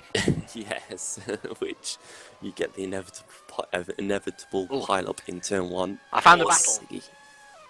I found the battle. Although is Siggy having a go at No, he just got really loose coming out Raskas. I found a battle. Oh, no, it's not a battle anymore, sorry. Don't worry. Nico Barclay was catching up to Jordan, but in Barclay fashion, he's now spun and lost his front wing, unfortunately, so that battle's done and dusted. Back to P6 again, really. It's just so close. But no, it's not close, is it? Nothing's happening. Sorry, ladies and gentlemen. Listen to the cars if you want, but it's a procession, unfortunately. It's a strong one, though, for Walk Racing. Their procession is a 1-2 at the moment, and no one at all is challenging them. I think the only guy that could have challenged Walk today was Tom van der Voort, and unfortunately he's fallen right back into 9th position, and he's not looking like he's going to be doing anything from there, as he's actually pulled a little bit away from David Junt now, but not that far. but he's not exactly catched up with Menno Clant. He's about a couple of seconds behind. He's But missed what- the trick, hasn't he, with no option tyre? Yeah, I think what happened was that he lost his wings so late on in the track that he didn't really have enough time to be able to set his options when calling for requesting a pit stop. And unfortunately, he has missed out on that. He had a very early pit box in the pit lane as well, so he couldn't sit and do it whilst he was driving down the pit lane. So unfortunately for him, that might have cost him a few more positions here today. But at least he's still in the race, that's the main thing, and still scoring points. Yeah, absolutely. Much better luck than his teammate Pedro Mellem, at least. And it's good to see that at least his hard work early in the race is actually paying off him. You know, he's able to keep in there, keeping the points. And more crucially as well, if P9 gets called out as a reverse grid number, his quid's in for race 2. Yeah, and I think I'd probably, if he got onto, say, the first row or maybe even the second row, I think he'd be my pick for race 2, really, because he's definitely one of the fastest guys here today. I think only the walk guys are slightly faster than him. We have another battle, sorry. Shkur and Muscat are close finally, so we could see the not the German. I know he sounds German, but he's Italian. We could see him head past Muscat very soon. Yeah, he's right on the back in Muscat, but again, not close enough, anywhere near close enough coming down out of the tunnel into the chicane, and that's really the key, is that you've got to be on the gearbox to even have an opportunity to overtake, and no one's going to do anything silly here today, I'm sure. So unfortunately, Schroeder's just going to have to hold station for the moment and hope that Muscat makes a slight mistake. All it takes is just not really getting on the traction of this in an apex, and Schroeder would be right there, and that'd be a really good battle then.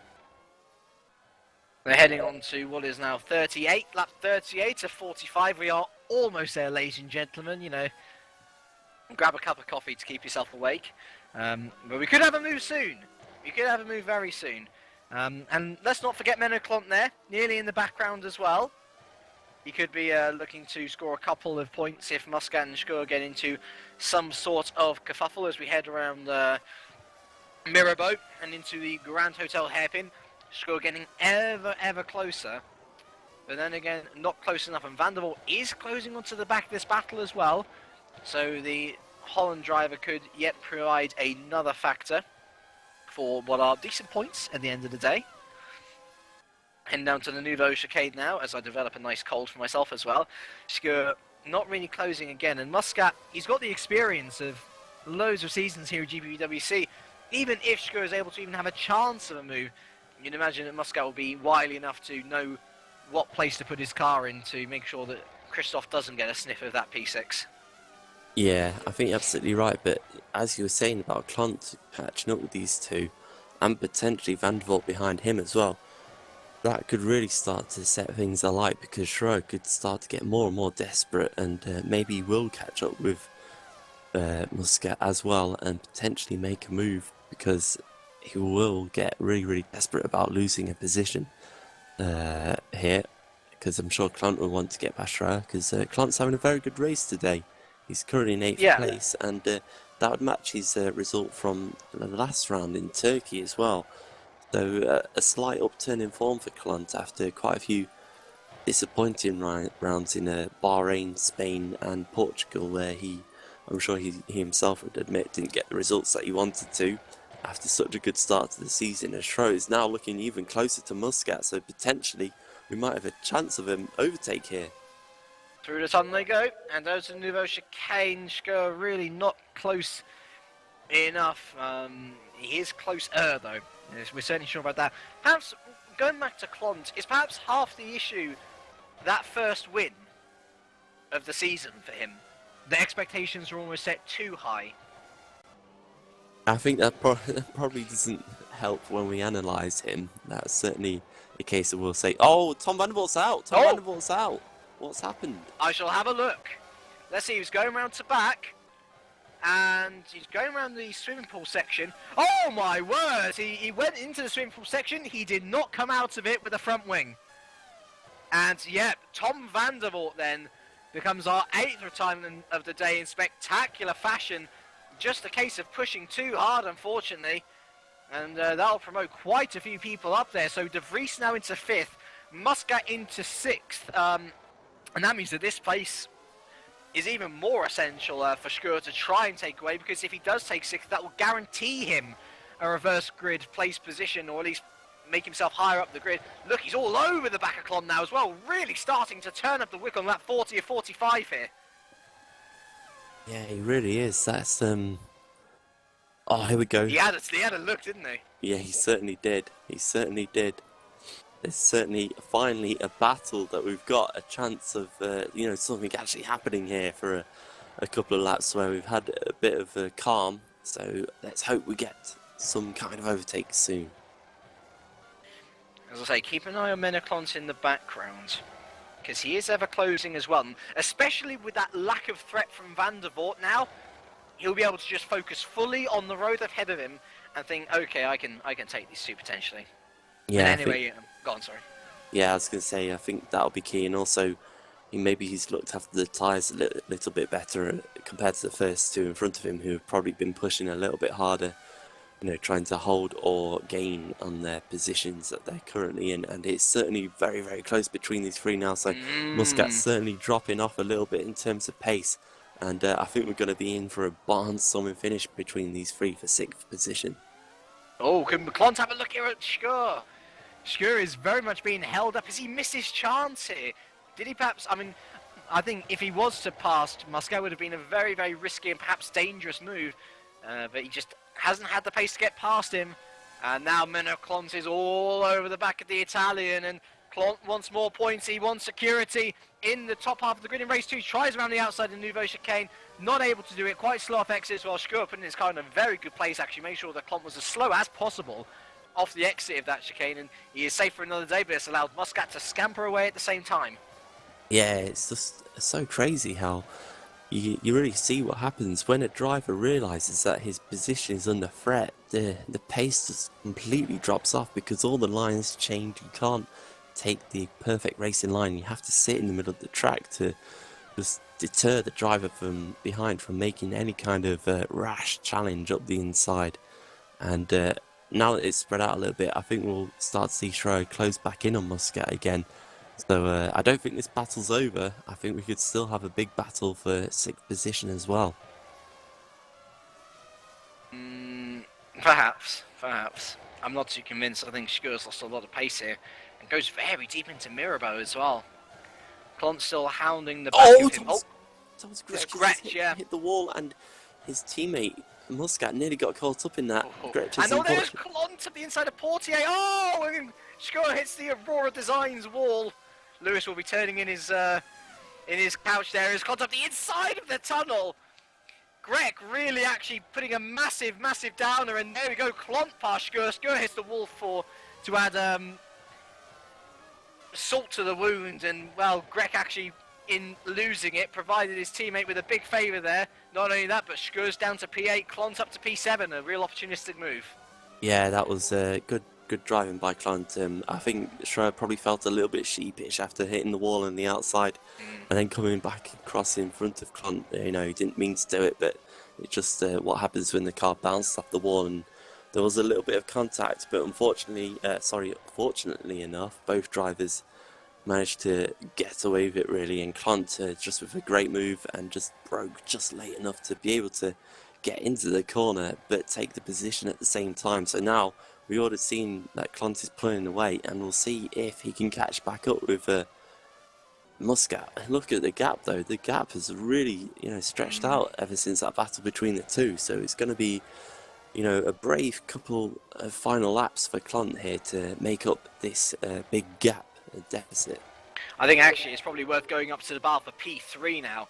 Siggy really starting to pile on the pressure on Emmanuel Gachella for P3 here, and there's not much time to go now. Lap 44 or 45, 2 laps left. Can the Austrian nick the podium from the Romanian? Either way, looking fantastic for walk racing, a 1-2. Yeah, it certainly is. I don't think anything else is really going to change. I'm surprised how close Gachella and Siggy are to cap it. I thought, you know, with all this squabbling that's going on between the two of them, they would have really fallen off the back of cap it. And I think maybe that's why Siggy's thinking I need to get past Gekshela because I know I can go faster and potentially I could even catch second position. But he's running out of time now because we're on the final 1.5 laps of this circuit. So Siggy's got to try and make something happen fairly soon. But again, he's just not close enough, is he? We're not really seeing any kind of slipstream or any real, speed difference down the straight, which is fairly short through that tunnel. And it's certainly not helping for the overtaking here today. Right, our leader, Ruud Heespeaks, round the final corner to head on to the final lap of the race. Meanwhile, we look to the podium behind him. Kevin Siggy squirming through Raskassen, through Anthony Nose. He's got one more lap to try and take the podium from Emmanuel Geschella. Can he do it? 4/10 is the gap between the two as we head into Sandovo now.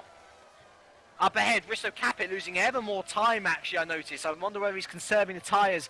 We head round Massenet with the Romanian and the Austrian. It sounds like a good sitcom, doesn't it? Maybe they should head to the casino sometime. We round it now, heading down into the Grand Hotel section, into Mirabeau Halt. Siggy ever closing. Will he have a strike up into the Grand Hotel hairpin? No, he lost it a little bit on exit. Geschella takes the hotel hairpin pretty badly, though. Now, as we head down into Portier, both managing to negotiate themselves past the Aurora Designs wall. Siggy again lighting up the rear tyres. It just seems like when he wants to grip, it's not available to him. And that means they're heading down to the Nouveau Chicane. Emmanuel Geschella is safe for now, and I imagine unless Siggy finds something from somewhere to perform an absolutely outrageous move, I think that could be the battle done and dusted. Let's go back up to our leader now, though. He took the lead at the start, taking advantage of a bad Geschella start, but he is on the top step of the podium once again, and really, who wasn't to expect it? Ruud Heespeaks wins race 1 at Monaco. He's followed home by his teammate Capit, making it a walk racing 1-2. Emmanuel Geschella rounds out the podium in P3 with Kevin Siggy in P4, and then it is a long 27-second gap back to Sven de Vries, who I think is on the prime tyre, because those look like prime times, don't they? So I think it was just a glitch on our factor's part. Either way, de Vries comes home, P5. Behind him, Jason Muscat will negotiate the final few corners to come home P6. And remember, these are the reverse grid candidates from 6 to 10. Menno Klont will take home P7 with Christoph Schur back in the points, back where he should be in P8. David Junt will come home P9. Wow, 10 for Racing Aces PB. Behind him, Luis Mesa will be back in the points for positive. He's P11 with Dave Francis P12. Adrian McNaught in P13. Sven Schubert on an alternative strategy to the rest of the field on the prime to option compound strategy. Worked very well for him. Key comes home P14. And Marcel Rauter takes the final point for Smile Power Racing. Your 7 retirements for today. Tom van der Voort, Morten Wernerson, Jonathan Holmes, Dawe Tapper, Tommy Cabrera, Roy Verzile, Luca Peklaj, Mark Fuller and Tommy Oyala. Yeah, there we go. Schubert crosses the line, so he was the final guy to finish here, and a good couple of points for him. He's been in and out of races this season and finally got off the mark with a couple of points here, so good effort. But what can you say about Ruud Heespeaks? What can you say about Walk Racing? They have, well, dominated here today, and I was doubting earlier on whether Capit, had the chance of winning this race and whether Heespeaks was being allowed to win the race, but I think you can safely say that Ruud Heespeaks, that's a new one, isn't it? We've heard his name pronounced. Yeah, we've heard his name pronounced wrong in many another series, but it's definitely a new one. But yeah, Heespeaks, he deserves this win today because looking at the pace that he had it throughout most of the race, and he had it fairly consistently as well. And whilst the others kind of dropped off in lap time, Heespeaks was just able to carry on and pound away at the laps. So that was very measured, controlled, and well, you'd have to say a champion's drive around here in Monaco. This is certainly a big omen for the rest of the field. It's good for him in the championship because his closest rival, Sven de Vries, is down in 5th. And so he's going to extend his points lead. And of course, it's a big one for Walk Racing as well because they're going to pick up quite a few points. Satellite have had not the best of races, but still decent points for them. but it's been very, very disappointing and a real shame for Simcraft, who are going to pick up no points in this race as well. They've got a bit of a cushion. They're in a bit of a world of their own at the moment, so they won't really get caught up too much by Waters Automotive or Multiforce, who are behind them. But it's certainly not going to help out their championship challenge, as they now become a bit more of a distant third in the championship. Yeah, indeed. And let's not forget as well that with one team being relegated from Super League every year, that leaves one slot open, and Walk Racing will be looking forward to that 2016 season where they, I'm very sure, will hope to be able to fill that gap on the Super League grid in 2016 as we hopefully head on to R Factor 2. Meanwhile, though, we're heading into the warm-up for Race 2 here at Monaco. We had 7 retirements in Race 1. That was actually more than I expected. In every series that has run at Monaco so far this year, that's World Sports Series and Formula Challenge, we've had a number more retirements in Race 2 than we have Race 1. We've also, of course, got the reverse grid, which we are very soon to find out about. Remember, it's P6 to P10.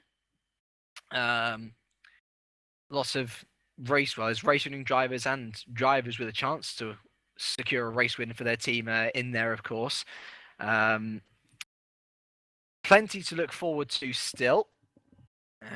Sorry, everything's just loading in for me. But yeah, lots to look forward to. Hopefully we'll have a little bit more of an exciting race in Race 2, and perhaps we can also remind the audience at home that we have Canada as our next round as well, so there'll be plenty of overtaking going on there. Perhaps we're just saving everything for the Circuit de Villeneuve.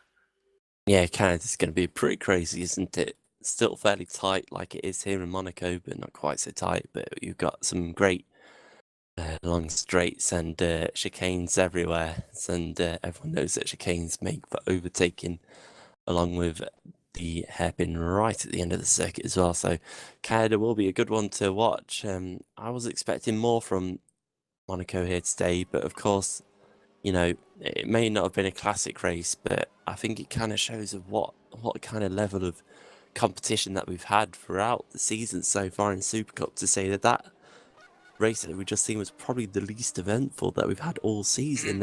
It has been such a good season to watch, and I hope everyone who is watching today won't be disheartened by it, because this league produces some incredible racing, and it was still very eventful, and we will certainly be seeing a lot more eventful races as the season progresses as well. I agree.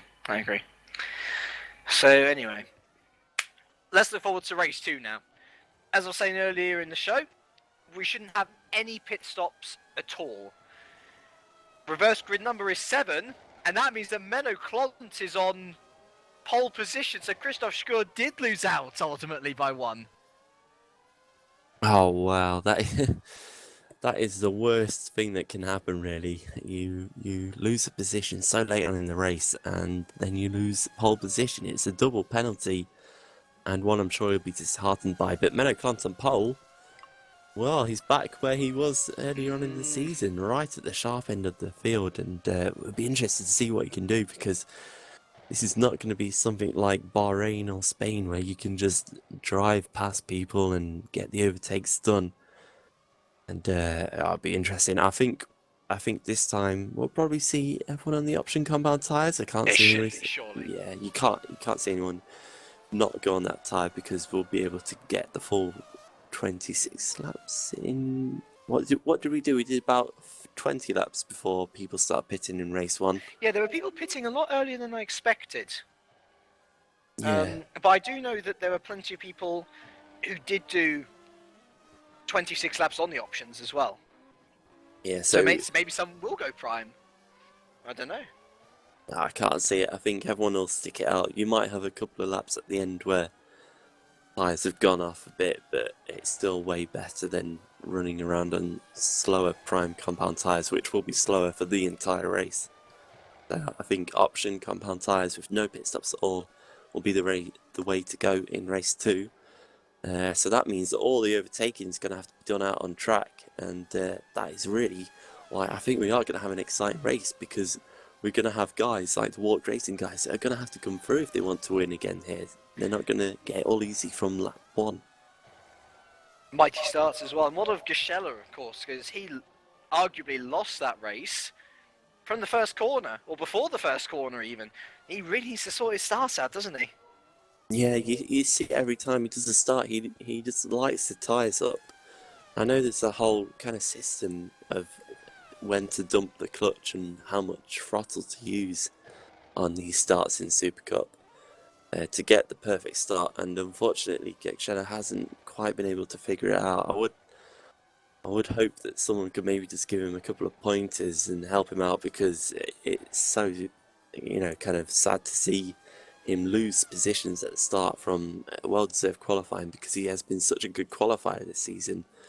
But then he loses positions at the start, and it's like starting in 5th place instead of 1st. Then you've not had the start that you want to have, and it just goes from worse there, especially around here where it's so hard to overtake. I think what's that saying, that like the starts of a race are 25% of scoring points or something? Like, it's a lot of people rate starts highly as, that's what gets you on your way to points. Of course, you've got battling and you've got to stay within track limits, and of course you've got pit stops to filter in there from time to time. But ultimately, you can lose a lot from starts, but you can also gain a lot as well. I know Matt Richards, who isn't here today, he is epic at starts, like absolutely ridiculous. And he gains so many positions that ultimately where he finishes is a far cry from his qualifying efforts. Yeah, that's absolutely right. That's the thing, it's not all about one lap pace, is it? You can't just run around the track doing hot laps all the time. You've got to be able to do the hard and, boring work, you could say, in practice, and do all the race setup and just run around on higher fuel, because the car is certainly different in higher fuel. Anyone who knows what happens when you go from race 1, where you've had low fuel right at the end, to race 2, where suddenly you're back on way heavier fuel, it really does make a difference to the car's handling. So it's something that you really got to be able to adapt to and be able to do very well, and probably the key of why the great drivers are great, because they're so good in both qualifying and the race. Absolutely. We'll wait and have a little look and decide on who we're going to predict for the race winner in race 2 once the grid is up. But yeah, just to remind you, if you want to ask any of these drivers questions in the interviews after, make sure to hashtag GPVWC Live on Twitter. And of course, we remind you that there is lots of content still to come from the year. And indeed, the next 2 weeks, of course, we've got a new series starting up next week. We've got the Super League, the Monaco Grand Prix, of course. Plenty of action to come in the next 2 weeks for you guys. So even if you weren't as entertained as this, I'm sure you will be entertained at some point, because there's plenty of hours of action still to come. Of course, we've got the Atlantic series starting next week, isn't it? Next Tuesday, yeah, exciting. Our second R Factor 2 series. Yep, that's it's going to be a great one to watch, be participant in, and R Factor 2 is certainly a completely different, kind of simulator compared to R Factor 1. They've improved it in so many ways. Drive, so it's going to be an interesting one to see, and I hope you guys do tune in on it, because it will be a fantastic bit of racing around the Barber Motorsports Park as well, which is such an incredibly undulating track with so many fast winding corners. It's great to see cars go around that circuit. Look how many people are on the prime tyres, Sam. Did I get this one wrong? I did, didn't I? I didn't think you'd be too wrong at all. That's interesting. Well, maybe we'll have a little think about who you're going to select as your winner here for race 2 then, Sam. We've got Menaclon on pole position from Jason Muscat, Sender Reese, Kevin Segui, Emmanuel Gisela, Risto Capet, Ruud Easterby, Christoph Schurd, and David Junt, who was noted in race 1 for running a longer option stint than everyone and gaining a lot of time. He's on the option tyre. We then have Cullen Prime, Mesa Prime, then David Francis, the other Wouters on the option compound. McNaughton Prime, Schubert option, Router option, Jordan option, Malim Prime, Barclay option, Greg Prime, Van der Voort Prime, Holmes option, Tapper Prime, Cabrera Prime, And the two STs at the back of the field, Peklaj and Fuller, also on prime. That's really interesting. I'm really surprised about that because I thought that, you know, there's extra couple of laps. The tyres aren't going to go off that dramatically at the end. And by that point on the option compound tyres, you're going to have such a, you know, an advantage over, say, someone behind you on the primes after such a long race that surely you won't be caught right at the end of the race. Maybe these drivers know something I don't know. I've got no idea. I'm assumptive here. I thought it was going to be all options. Yeah, it's really a surprise. I don't think Yunt's going to win from ninth on the options. He hasn't got the pace for one thing. He hasn't quite got the pace of, say, someone like Heasterbeek. If he did it, he might be able to win. I'm going to go for De Vries. I think I'm going to go for Siggy because I think De Vries wasn't quite there on pace. He was about half a minute behind by the end of the race one. So I think Siggy's a likely candidate for the win here today. Will be interesting to see how the option runners do. It'll also be interesting to note how many people end up actually out of the wall. I noticed that we've lost 3 people since race 1. And of course, attendance is noted by league management. It does have an impact on whether your application is considered for next year, whether it be in Supercup, Formula Challenge, in any of the independent series as well. But we now look to the lights for Menno Klont from pole position. We have 1, 2, 3, 4, 5 lights in here for the second time at Monaco. We're off and away. And it's a good start from Klont. It's a better start from Muscat, though. He attempts to go around the outside. Siggy with an excellent start as well. And it's a bit of clumping. Oh, Cabot's round! Cabot's round, and Siggy was involved in that as well. It was just a bit of, it was a couple of slow people off the line there. And especially through turn 1, but Klont leads from Muscat. Siggy with an excellent start right on the back of Muscat already. Van der Voort, I see, already up into the points. That's crazy stuff from Tom Van der Voort there. He's up into 14th, I think. Menno Klont leads from Muscat, Siggy there as well. Gashera up to 4th, Schur up into 6th, and there's, oh, look at the Wouters. Look at the Wouters and look at Schubert. They're 6/8th, and Schubert in there in 10th as well, as everyone's trying to get through in some discernible order and try and keep their wings clear. I see, who's in trouble there? I can't really see. So De Vries is without a front wing. We know that much.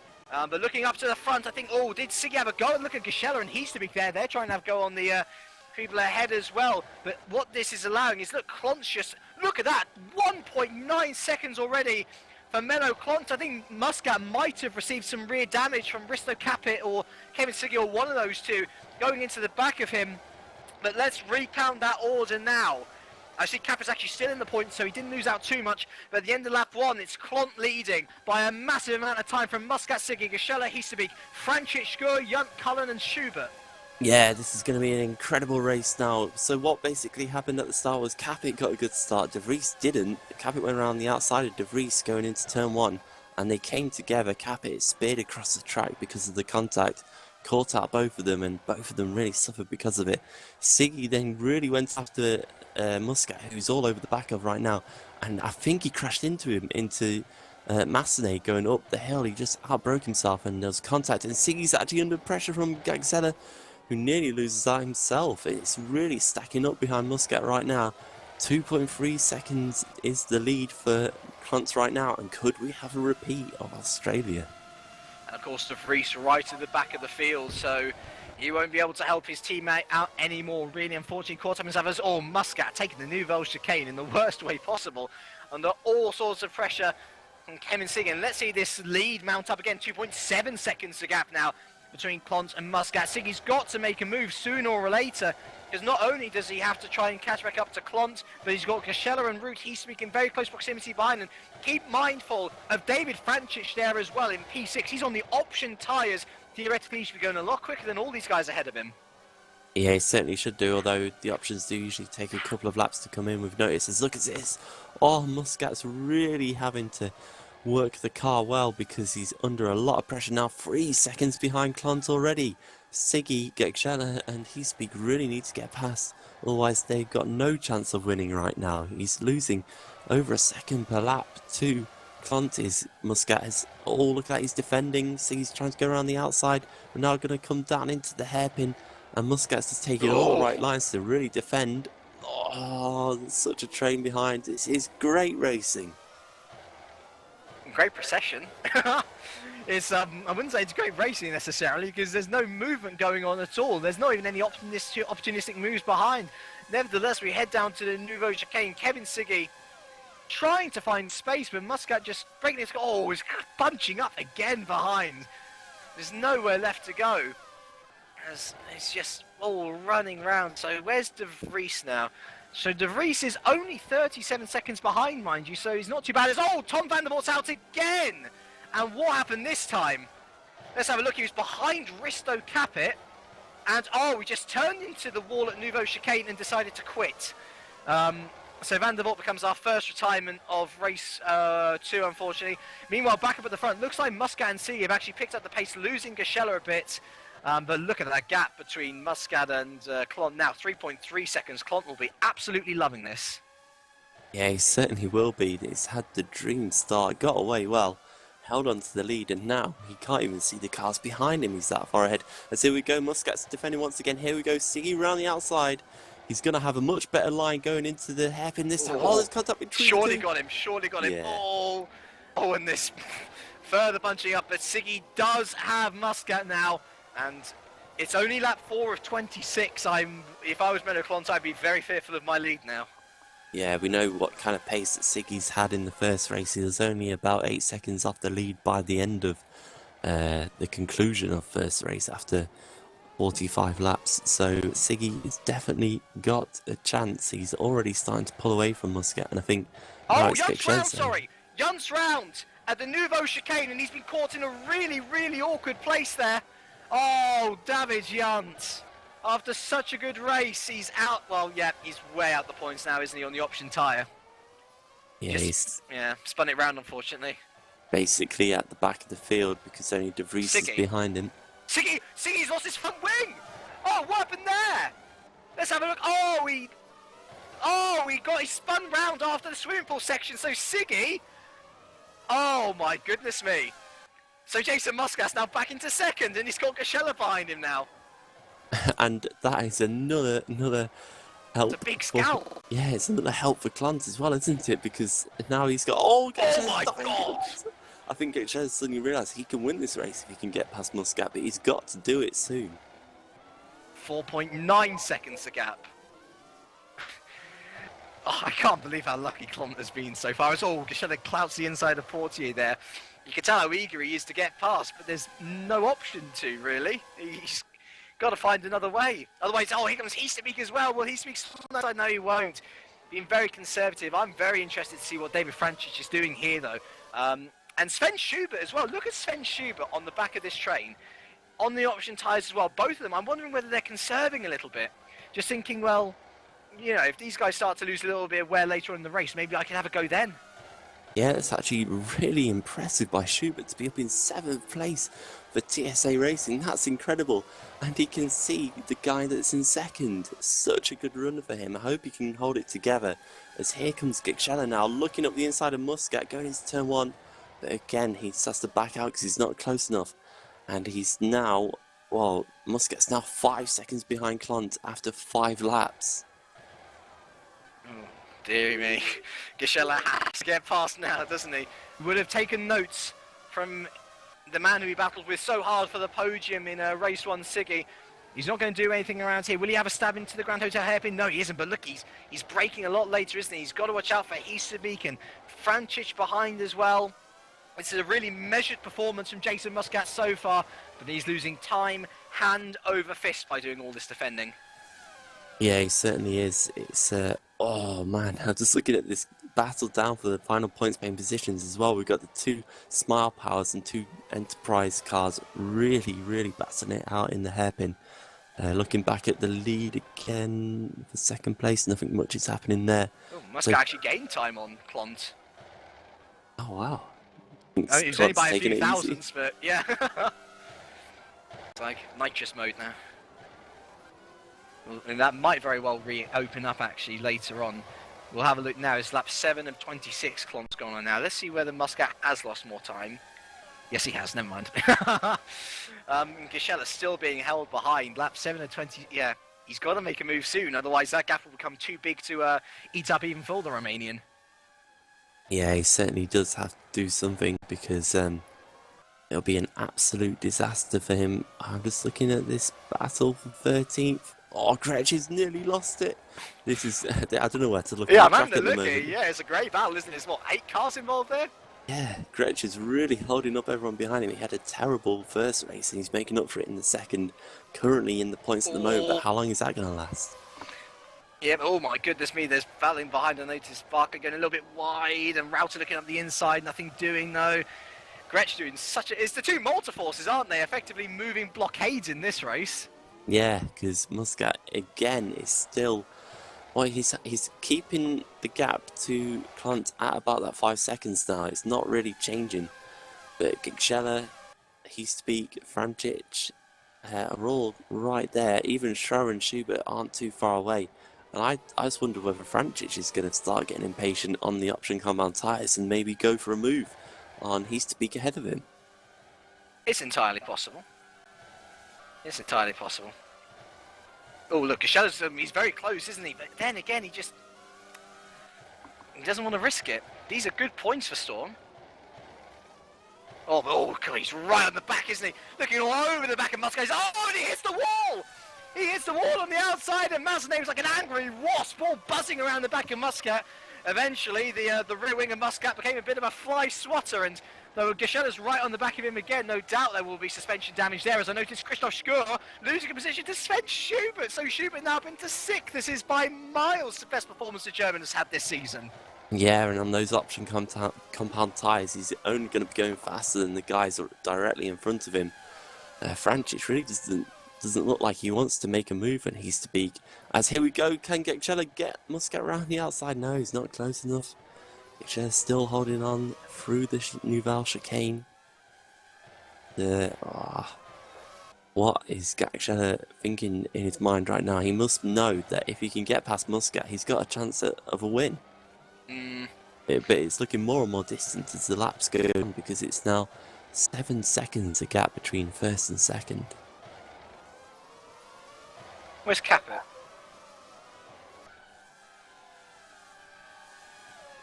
Did Risto cap in? Oh no, there he is in 10th. God, I couldn't see him for a bit. There he's there in a bit of a world of his own in P10. Actually, he's got Lewis Mesa for company as well. So Cullen P8, Mesa P9, Capit P11 or P10. McNaughton's on his own in P11 with Mel in P12, and then of course there's this massive battle for P13. Greg still holding up practically every person under the sun. Great battling to see throughout the field. Much more exciting than race one. This is what we love to see, as Muscat still trying to hold off Giselle's and successfully doing it as well. Rounding Portier's lap 9 of 26 we are on now, about a third of the way through this race. I think this will be one of the drivers of the season if Muscat can keep second, to be honest. It will be a fantastic drive if he can do it, because I don't think this battle's going to go away, is it? He's not suddenly going to start pulling away from these guys behind him. And that is the thing, that he's going to have this pressure throughout the race. Heespeak, I think he's probably thinking more about points at the moment. Yeah. He's not hounding Gigshella at all, is he? De Vries only up to P21, loss of a front wing. It's still a ways to go as well to get onto this mad battle for 13th position, which Gretsch is still holding on to, and it looks like Holmes has got past Router to move into 17th, right behind his teammate as well, so that's the only change. Cabrera caught out there. Oh, and everyone's going through. Raskas! Oh my god! That was about 3 wide through Raskas, wasn't it? Oh, Nico Barnes! Oh my god! And oh, Cabrera's into the wall. Oh my good, that was scary. From every single driver, as Barclay going off into the distance. That's a shame. He really should have let Router have the corner, to be honest. But Holmes up into P15. He's the big benefactor out of that. Router up into 16th. Tapper 17th. Yunt 18th. Remember, oh god, Yunt's back there, isn't he, with the option tyres? Cabrera and Siggy, of course, in P20 there as well. All still going off, and Muscat still keeping Emmanuel Giselle's behind him as Cabrera becomes our third retirement in very quick succession. But oh my goodness me, Muscat, how on earth is he holding on to this? It's a great drive. I've no idea at all. It's truly incredible stuff right here, and it certainly has come alive. And that's what it takes, is a bit of a reverse grid, and of course guys that were faster having to start from the back because they retired in race 1 as well, has certainly shaken things up, and it's making for some absolutely fantastic racing, some great defending that we're seeing here from many of these drivers that are really having to hold their own. And I just really want to know what's going to happen to these option compound runners. Will they be able to hold on to these tyres for the full 26 laps? Yeah, oh yeah, of course, yeah. And one of the prime runners as well. Because look at Sven Schubert now, he could genuinely get a top 5. There's a genuine possibility of it. And in fact, to be fair as well, I mean, Scott Beresford was the only points... Actually, no, Matt Richards has scored some points for TSA before the season. But I think Scott Beresford's highest finishing position for TSA was 8th or something. So Sven Schubert, and this would be a double points finish as well. It's a shame that they don't have 2 TSAs here. Gigshare's going around the outside and must get into the Nouvelle Chicane. Oh, he still can't get him! No, he had to get inside for the second part of the chicane, and he couldn't get past. Unbelievable. Is there going to be a crash soon? Well, let's hope not, but there's only so much that one driver can take. I'm sure the heat is definitely rising in the cockpits of many of these drivers right now, as look at that, it's nose to tail all the way from 2nd to 7th. It's incredible. Yeah, Schur's down there as well, isn't he? And there's actually quite a nice battle going on behind them as well. There's Filican on his own, but Mace is still keeping Risto Capit behind for P9 and 10 here. Yeah, of course, the recovering Capit from that first corner incident drama that's really done some changes to the current field and the way they look as well, so that's certainly a factor as well. But Capit's coming back and he's got some chance of some decent points. Love to see all the battling going on, of course, as, oh my goodness, Jason Muscat, that's amazing. There was a wonderful battle in World Sports Series race 2. If you haven't watched it, you should really go and do it, where Menno Klont, ironically leading this race now, of course, in these World Sports Series cars, which he doesn't like that much, managed to hold on to 4th position for it must have been 75% of the race before finally having to let go, but he still registered Tafor's best ever finish of the season. Now Muscat, this isn't going to be his best finish of the season. He has won a race, but he's working so hard to keep on to it. So you can almost say that he deserves 2nd position after holding on to it for almost half the race now. But then again, that is kind of worrying. It's not even half the race gone, and he's got so many cars behind him.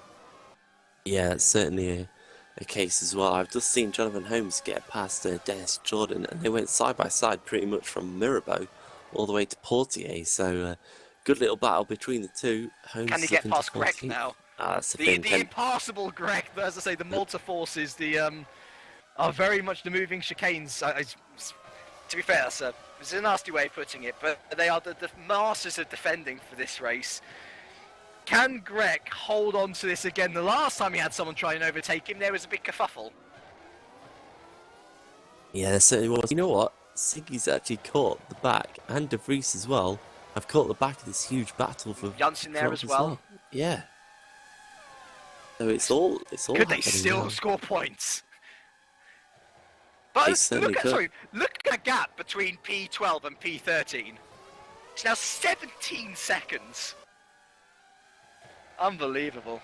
Oh my goodness me. It's all happening at the hairpin, isn't it? 3 wide through the hairpin. That's brilliant. Love that. Love that. And meanwhile, let's go back up to the front where the big points are at stake here. Jason Muscat now 6.9 seconds behind Klont, and Gisela still can't get past. I'd be fuming at this point. Like, he's gonna have the rear wing of Muscat imprinted on his forehead by the end of this race if he doesn't get past soon enough. Yeah, no, here we go. They've got a back mark. It's Fuller. Mark Fuller, yeah. Yeah, they're gonna have to get past him. Let's hope that he doesn't affect any of this battling, because this has been so good. We don't want an external influence to change the order at all. Come on, Fuller, get out the way. Get out the way. He's not getting out the way, is he? We're going down into the hairpin now, and Fuller is still there. He really needs to move, because Muscat, he can't afford what's he doing? Yeah, he's taking the racing line. You're not in the battle, mate. Thank you. Right. Thankfully, there weren't any position changes there, but that would have lost Muscat loads of time to Clont, and with them, the rest of the guys behind him. Look at that now, 7.1 seconds to gap, but mind you, that was at the first sector split. That wasn't where most of the time was lost. We'll have a look at how big the damage is. Oh, pardon me, through to back. 7.2, okay, they only lost a 10th. That's not too bad, but I also wonder whether Clont's just kind of in cruise control mode now, thinking, well, I don't want to be risking too much here. Yeah, he did actually manage to get down into the low 19s, did Clont, and now he's backed off and he's in the 20s. He just done a 19.7 then, but been doing consistent 20s in the previous laps. So I think he's definitely just making sure he keeps the car stable and doesn't do anything rash and stick it in the wall, because yes, Clont's got lucky so far, but of course he's also keeping his head about him and driving a very good race. Cap it in! Why? Oh, he's lost his front wing! That's why! Where did he lose it this time? Oh, it's way back. It is way, way, way back. So far back, I can't actually have time to look at it, but Cap it in spectacular fashion falls out the points then. So Siggy now is actually up into 15th. Yeah, Siggy's just moved his way into the points, got past Marcel Rauter for a 15th position. He's got Holmes, Jordan and Gretsch, so Jordan's actually got back past the head of Holmes once again. It really has been a case of no one could get past Gretsch. It's a brilliant drive from both Multiforce drivers. By the way, in case you haven't noticed, Muscat is still in second place. If anybody can get past Greg, it'll be Siggy, surely.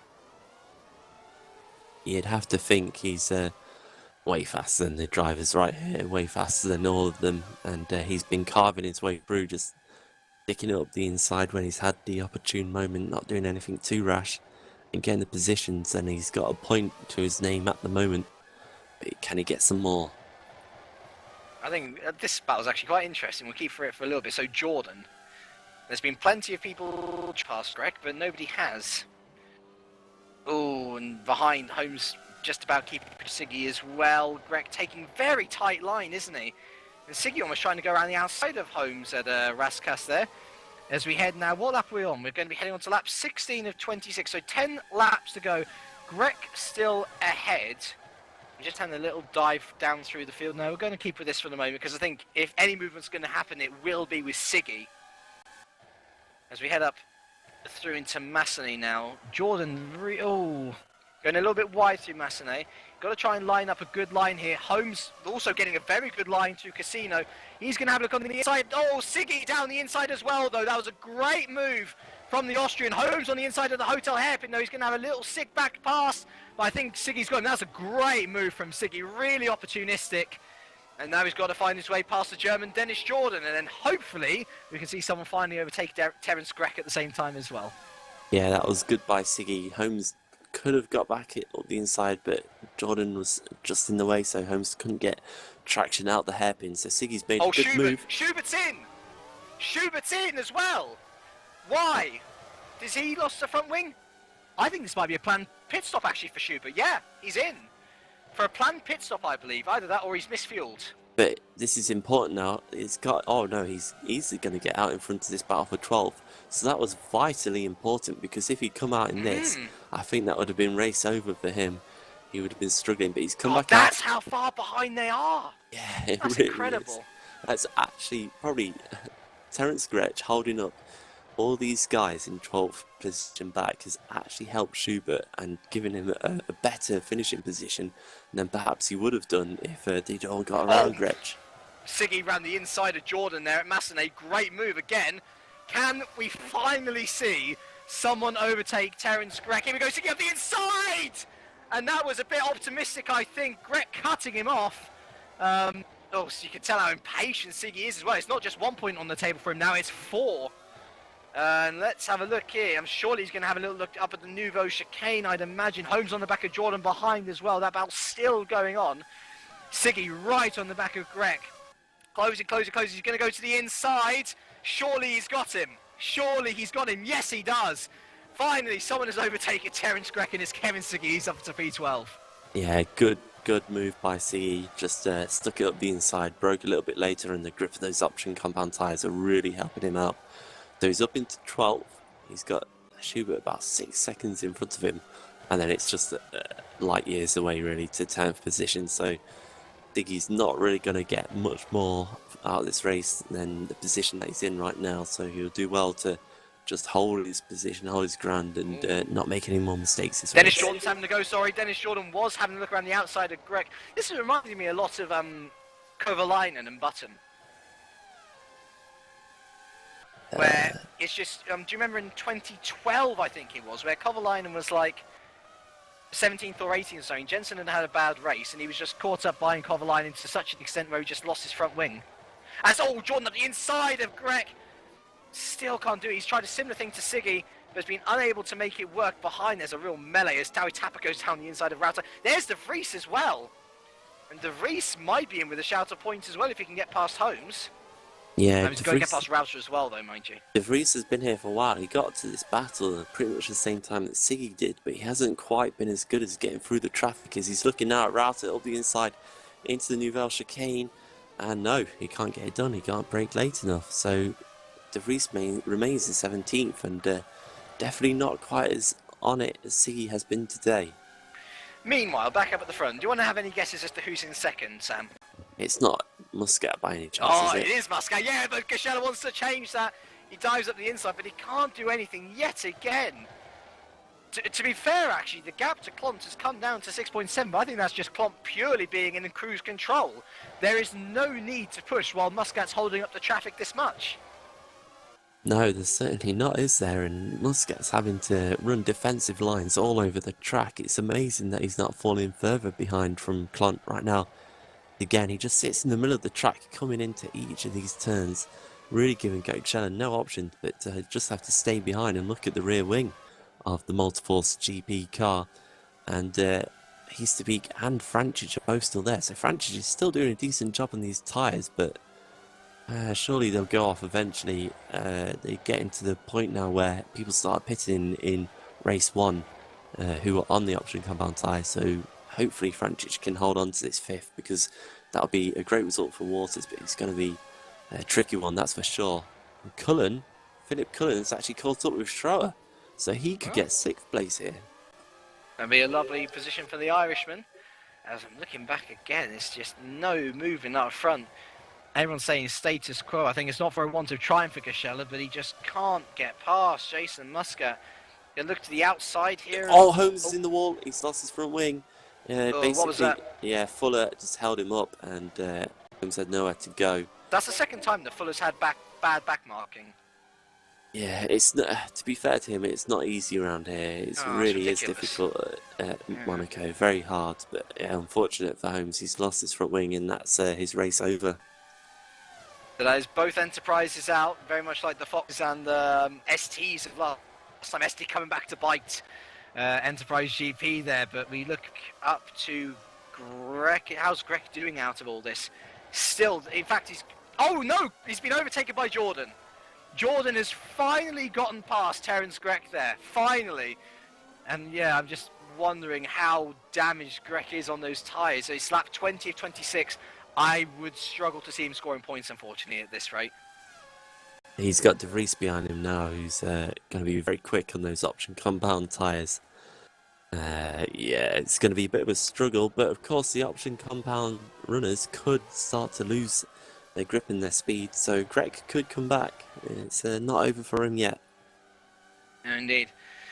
Still not over in the battle for the 2. Let's just look at this. I mean, it's certainly got less cars in it now, but Muscat is still holding on for his, bless himself, for a dear life. Gashella still can't get past. Heasterbeek still got, even Franchich. I mean, surely we would have expected more from Franchich with those option tyres to maybe cut through the guys ahead of him. Not able to do it. And then we've got Shower and Cullen closing in as well. Yeah, they're certainly coming back into this now, aren't they? Because Draw at least fell off for a little bit, but it looks like it's all starting to bunch back up once again, as Muscat is certainly not finding it easy. He's dropped back into the 120s again now. It has Muscat, so perhaps he's starting to struggle with all this defending that he's having to do. It's possible. Lap 22 of 26 actually these guys are on now. So not long left to go. The finish line is in sight for Jason Muscat. He's just passed it there, but he's got to pass it another few times before he can secure another podium for himself. And what a deserved podium it would be if he's able to hold on. Heading up through Massenet now. Once again, Gashela so close, but just unable to do anything. Oh, he's desperate, isn't he? Trying to look up at any orifice that Jason Muscat dare offer him. He can't do it. He looks at the inside of Mirabel, and oh, I think Gashela almost lost it under braking. They're very lucky to keep him. Francic there, trying to get round Rudy Easterby, goes around the outside of the Grand Hotel hairpin. Plenty of space given between the two. Great racing, but unfortunately nothing able to be done there for the Croatian on the Holland driver. Škur as well behind there. Cullen closing in as well. It could be a mighty finish to the end in the battle for P2. Yeah, it certainly could be. Gashela was very lucky there because he clouted the inside wall and it really shot the car to the outside of the track. But fortunately for him, he's managed to hold on to it, and within about 2 corners, he was all over the back of Muscat once again.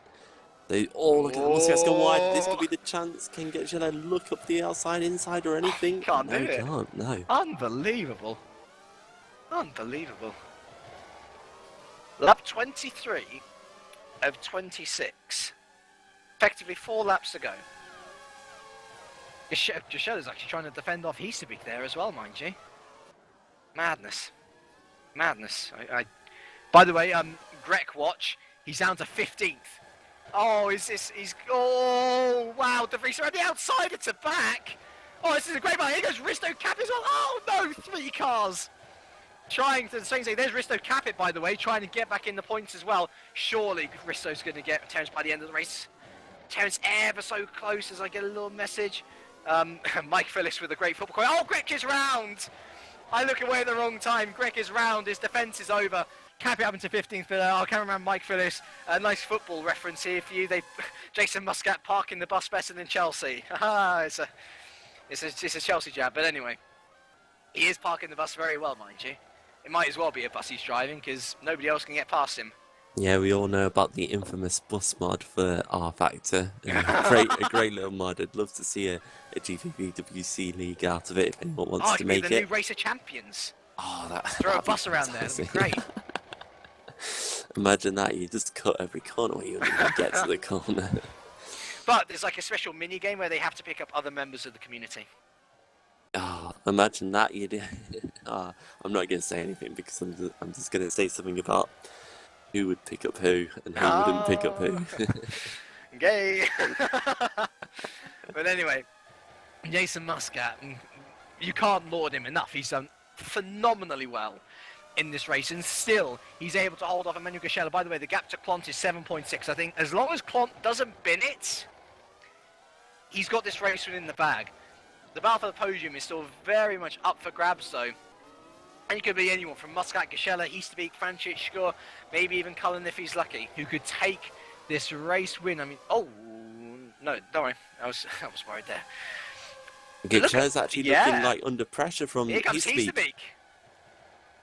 And around the outside, Easterbeek will try the Nouvelle Chicane. Not going to work, though. The aggressor becomes the defender. And it gives Muscat a little bit of breathing space. He'll like that. That is very interesting indeed. Just checking on Sven Schubert, he's down in 11th position. Yeah, he's not really going to recover from this. And I think he made a mistake by pitting because look at Francic with only a couple of laps left to go. He's still there. Maybe he couldn't have made it though. Maybe he couldn't have made it. Maybe it was a plan to one stop. Or as I say, he could have underfueled, you never know. That's a good point, but I think if it was down to it, I think he probably should have braved it out. And I think he could have been well rewarded here today because he was on for a fantastic result after such a great drive through the field as well.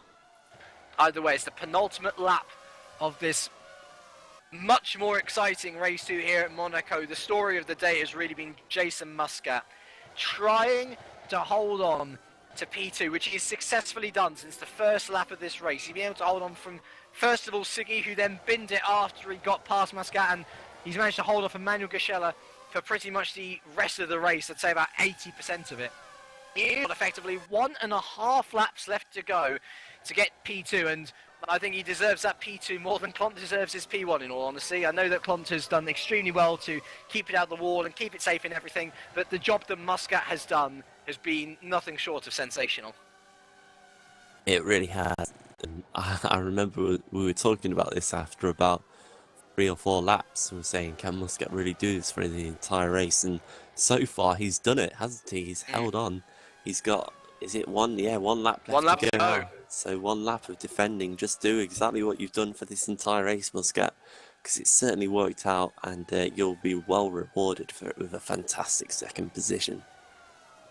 Here we go then, final lap. Muscat still has quite a nice little bit of time in comparison to Gashela, but Gashela closes that right up through Massenet, doesn't he? And through Casino as well. He won't have enough time to be able to have a go into Mirabeau, though. Muscat taking the defensive line anyway. Ahead, you can see Klont going down through Portier there. He's got this one sewn up, I think, thankfully. Muscat defending air so well through the Grand Hotel hairpin. And into Portier we go as well, backing the field up nicely. This is probably going to be the only chance Gashela will get. But look at Muscat. He's been able to pull away a nice little gap. And Gashela has to focus on Heasterbeek behind. He's been looking for the move as well. He can't do it though. Muscat able to go into the Nouvelle Chicane, still holding on. Gashela just can't get past. It's impossible. He is being the defender of this race, Jason Muscat. Fabulous drive from him. Let's look up to the now to Menno Klont. He started on pole position, and in many ways Jason Muscat has secured him his 2nd race win of the year. He is back on top. He's back in form. Menno Klont takes his 2nd race win of the evening. Jason Muscat, you're getting a round of applause from me, sir. Well deserved P2. Gashela takes a 2nd podium of the night. Ruud Heasterbeek 4th, David Francic 5th, Christoph Schur with a great performance tonight in 6th. Cullen 7th, Mace back in the points as well in P8, McNaughton 9th, Mellin with a drive from the back of the grid, remember. P10, Schubert after a pit stop finishing P11, Kevin Siggy after losing his front wing P12, Dennis Jordan will take home a P13 finish for Smile Power, and then look at, where's Sven? Sven will finish P14, don't worry. He's just timed out, and there's a great battle for the final point, but I believe Risto Capit is just going to get that. We'll keep an eye on it now, see whether Capit makes a mistake or not. He's got Router and Tapper for close company. No, it is going to be Capit, who himself lost a lot of time after a first corner accident. He takes the final point of the evening. Your retirements for race 2, actually less than race 1. Jonathan Holmes, Tommy Cabrera, Nico Barclay, and Tom van der Voort. Wow, yes. Just taking a deep breath after that race, because that was quite incredible indeed. And, wow, we didn't really say much about him throughout that race because he was pretty much in a world of his own. And that man, of course, is Menno Klont, who takes his 2nd win of the year after winning the first round of the season, or the very first race of the season in Australia in those changeable conditions. But today, Klont had the lead at the start from pole, and he held on to it, and that was pretty much the race right there. He got a 2-second gap by the end of lap 1, and he never really looked like being troubled for the rest of the race. So an easy lights to flag victory for Klont. I'm sure he'll be very happy that Muscat helped him out there by holding up the rest of the field. Of course, Siggy got through at one point, but then on the same lap ended up sticking it in the wall, losing his front wing. So yes, Klont got very lucky, but as I said before, Klont drove the race. He didn't make any mistakes, didn't lose his front wing when easily he could have under, all those emotions of leading the race and just feeling so excited and pleased to be there and nervous at the same time. So very good job by Klont. I'd have to give both him and Muscat the driver of the race from me, because Muscat did an excellent job of defending and held on to a fantastic 2nd. Another good result for Gashela. Heasterbeek once again will extend his lead in the championship massively because of this. Yep, definitely. Francic, also another good driver there.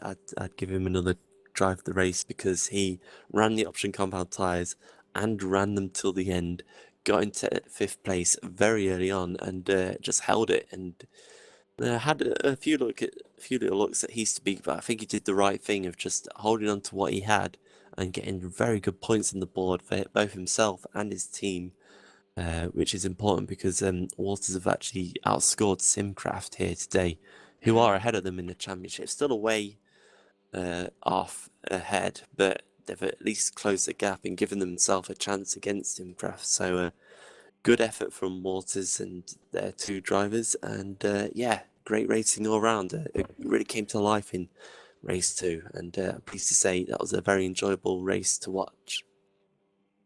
Right, let's have a little talk to the man of the moment, Menno Klont, your second race win of the evening, or sorry, your second race win of the season, sorry. You're back on form, and I'm sure you're pleased about it as well. Yeah, well, I didn't expect it, but yeah, from all places, this is the biggest chance you can do something because yeah, the streets are narrow and yeah, it's just hard. Yeah, and if you have the leading position, yeah, you need a bit of luck, of course, but yeah, you can defend pretty well, and yeah, I did it. How much do you have to thank Jason Muscat behind you for holding up practically the entire field? Well, yeah, I really want to thank him because yeah, that made my race. But yeah, it was a good run to the first corner, and then I had him, and yeah, then you have an idea as a driver. Oh well, I'm going in P1 after the first corner. Then you know the possibility to get a good result is much better and much higher. We're heading to Canada next. Do you feel like you can continue this good vein of form there? Of course, it's a track where we imagine the field will close up a lot more since it's mostly straights, of course. Yeah, well, I really like Canada, but I never drove it with Supercup. I missed Canada for the last 2 years, so I'm really looking forward to that because it's also a very nice circuit, one of my favorite circuits. So yeah, I'm looking forward. But yeah, I'm just very happy today, and yeah, after my race win in Australia, I have had really some ups and downs with bad luck and connection issues, and yeah. But yeah, I kept fighting, and yeah, to get this win again, that's yeah, it frees myself a bit, if you know what I mean. Yeah, it gets the water off your back, doesn't it? That you know Yes, that you can score yes. these points. But anyway, the well deserved as well. So thank you for joining us, Menno. But now we are also going to be joined by the Walk Racing outfit. Now I know race 2 probably didn't go to plan with a 4th and 15th position, but a 1-2 in race 1. You are pulling clear of the rest of this Super Cup field. Let's start with you, Ruud, the winner of race 1. It's becoming a bit of a walk in the park, isn't it? Well, some events it is, but others not. I mean, I think it depends on the event a bit. And yeah, this time we did a really good job. I think it was all about the start. We were in 1-2 from the start of race 1, and then we never gave it away. That was a really nice result for the team. And bringing Risto in here, of course. There were parts of race 1 where it looked like you were catching up to Ruud, and you honestly, to us, looked like you were going to have a go. But then you seemed to back off a bit. Was Ruud just too fast for you today? Were there team orders involved? Was there the championship to think about? I'd love to hear what your side of the story was. Well, none of the previous. I drive a bit more aggressive, and yes, in the most of the stint I was a bit faster, but especially with the options in the end, my rears just went. I'm too aggressive on the gas, so not only did Ruud was able to be out 2 laps longer, but he was just saving the tires more, so I couldn't attack. But well, Ruud is a world-class driver, so I was hoping too much to keep up with him 100% anyway. But at some point, indeed, I was very close, and I was thinking, should I pressure him? We are pretty good, but no, I tried to win. No orders. That's great to hear. And are we to expect that throughout the rest of the season as well? Or, if Ruud's in that position where he's definitely going to be in with a chance of winning the title and you aren't, are you ever going to move over for him, or are you ever not going to give him a hard time? Or is the plan just to battle throughout the rest of the season, the best person wins? Well, the best person, Ruud, will win, but yeah, I'm definitely aiming for. It's a big task if I keep on doing stupid stuff, but I'm aiming for P2 in championship at least. So we'll see what we can do. Maybe it will benefit me more if I pass him, but if I stay behind him, if I manage to do the same every race like I did in race 1, then that should put me closer to my goal. But yeah, great result for the team. Yes, it's a great result for the team, as I say, massively improving your lead on all the competitors around you. A Super League drive for the team seems closer and closer every day. So massive congratulations to both of you. Massive congratulations to Menno as well. And of course, in 2 weeks, we head to the circuit Gilles Villeneuve, Sam. We've been talking about it earlier in the program, but it's a very, very different circuit to Monaco, isn't it? It is a street circuit by nature, but the only one you have to worry about is the Wall of Champions, and there are a lot more straights to be able to relax on, you might say. Yeah, I think it's going to be certainly a track with lots of overtaking. We're going to be back to our Supercup best. It's action pretty much every single lap, and I think we'll see a return to the norm as well in terms of who's going to be challenging for the wins, and it's going to be much harder to defend around the circuit, of course, especially with the amount of differences between the top line speed into the first couple of straights. So it will be a fantastic race to watch, and of course we've got a lot coming up before then as well, so it's going to be an action-packed couple of weeks for GPVWC now, and certainly can't wait to see all the races come flying in. Yeah, well, let's go through what's happening here at the league in the next couple of weeks. Of course, we've got the Monaco Grand Prix tomorrow night with Simon Smith. Make sure you tune into that. And then what a bumper week we have for you next week. We have the British Touring Cup. I'm not racing in that, unfortunately. I've got a final exam to do. But what I might be racing in is something which you should all tune into, even if you don't like other series. Atlantic series, our IndyCar R Factor 2 series is starting up with the first round at one of my personal favourite circuits, the Barber Motorsport Park.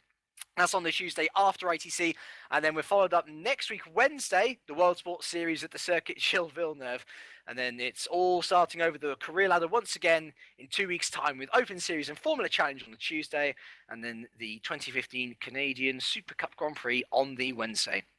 I would like to take these final moments to thank our standing cameraman for today, Mike Phillips, did an excellent job, as I always know he does. I'd like to thank my co-commentator, Sam Jones, for the lovely comments and being able to keep me awake through all that as well. That's a hard job to do. My name is James Kirk, and from all of us here, it's a very warm goodbye.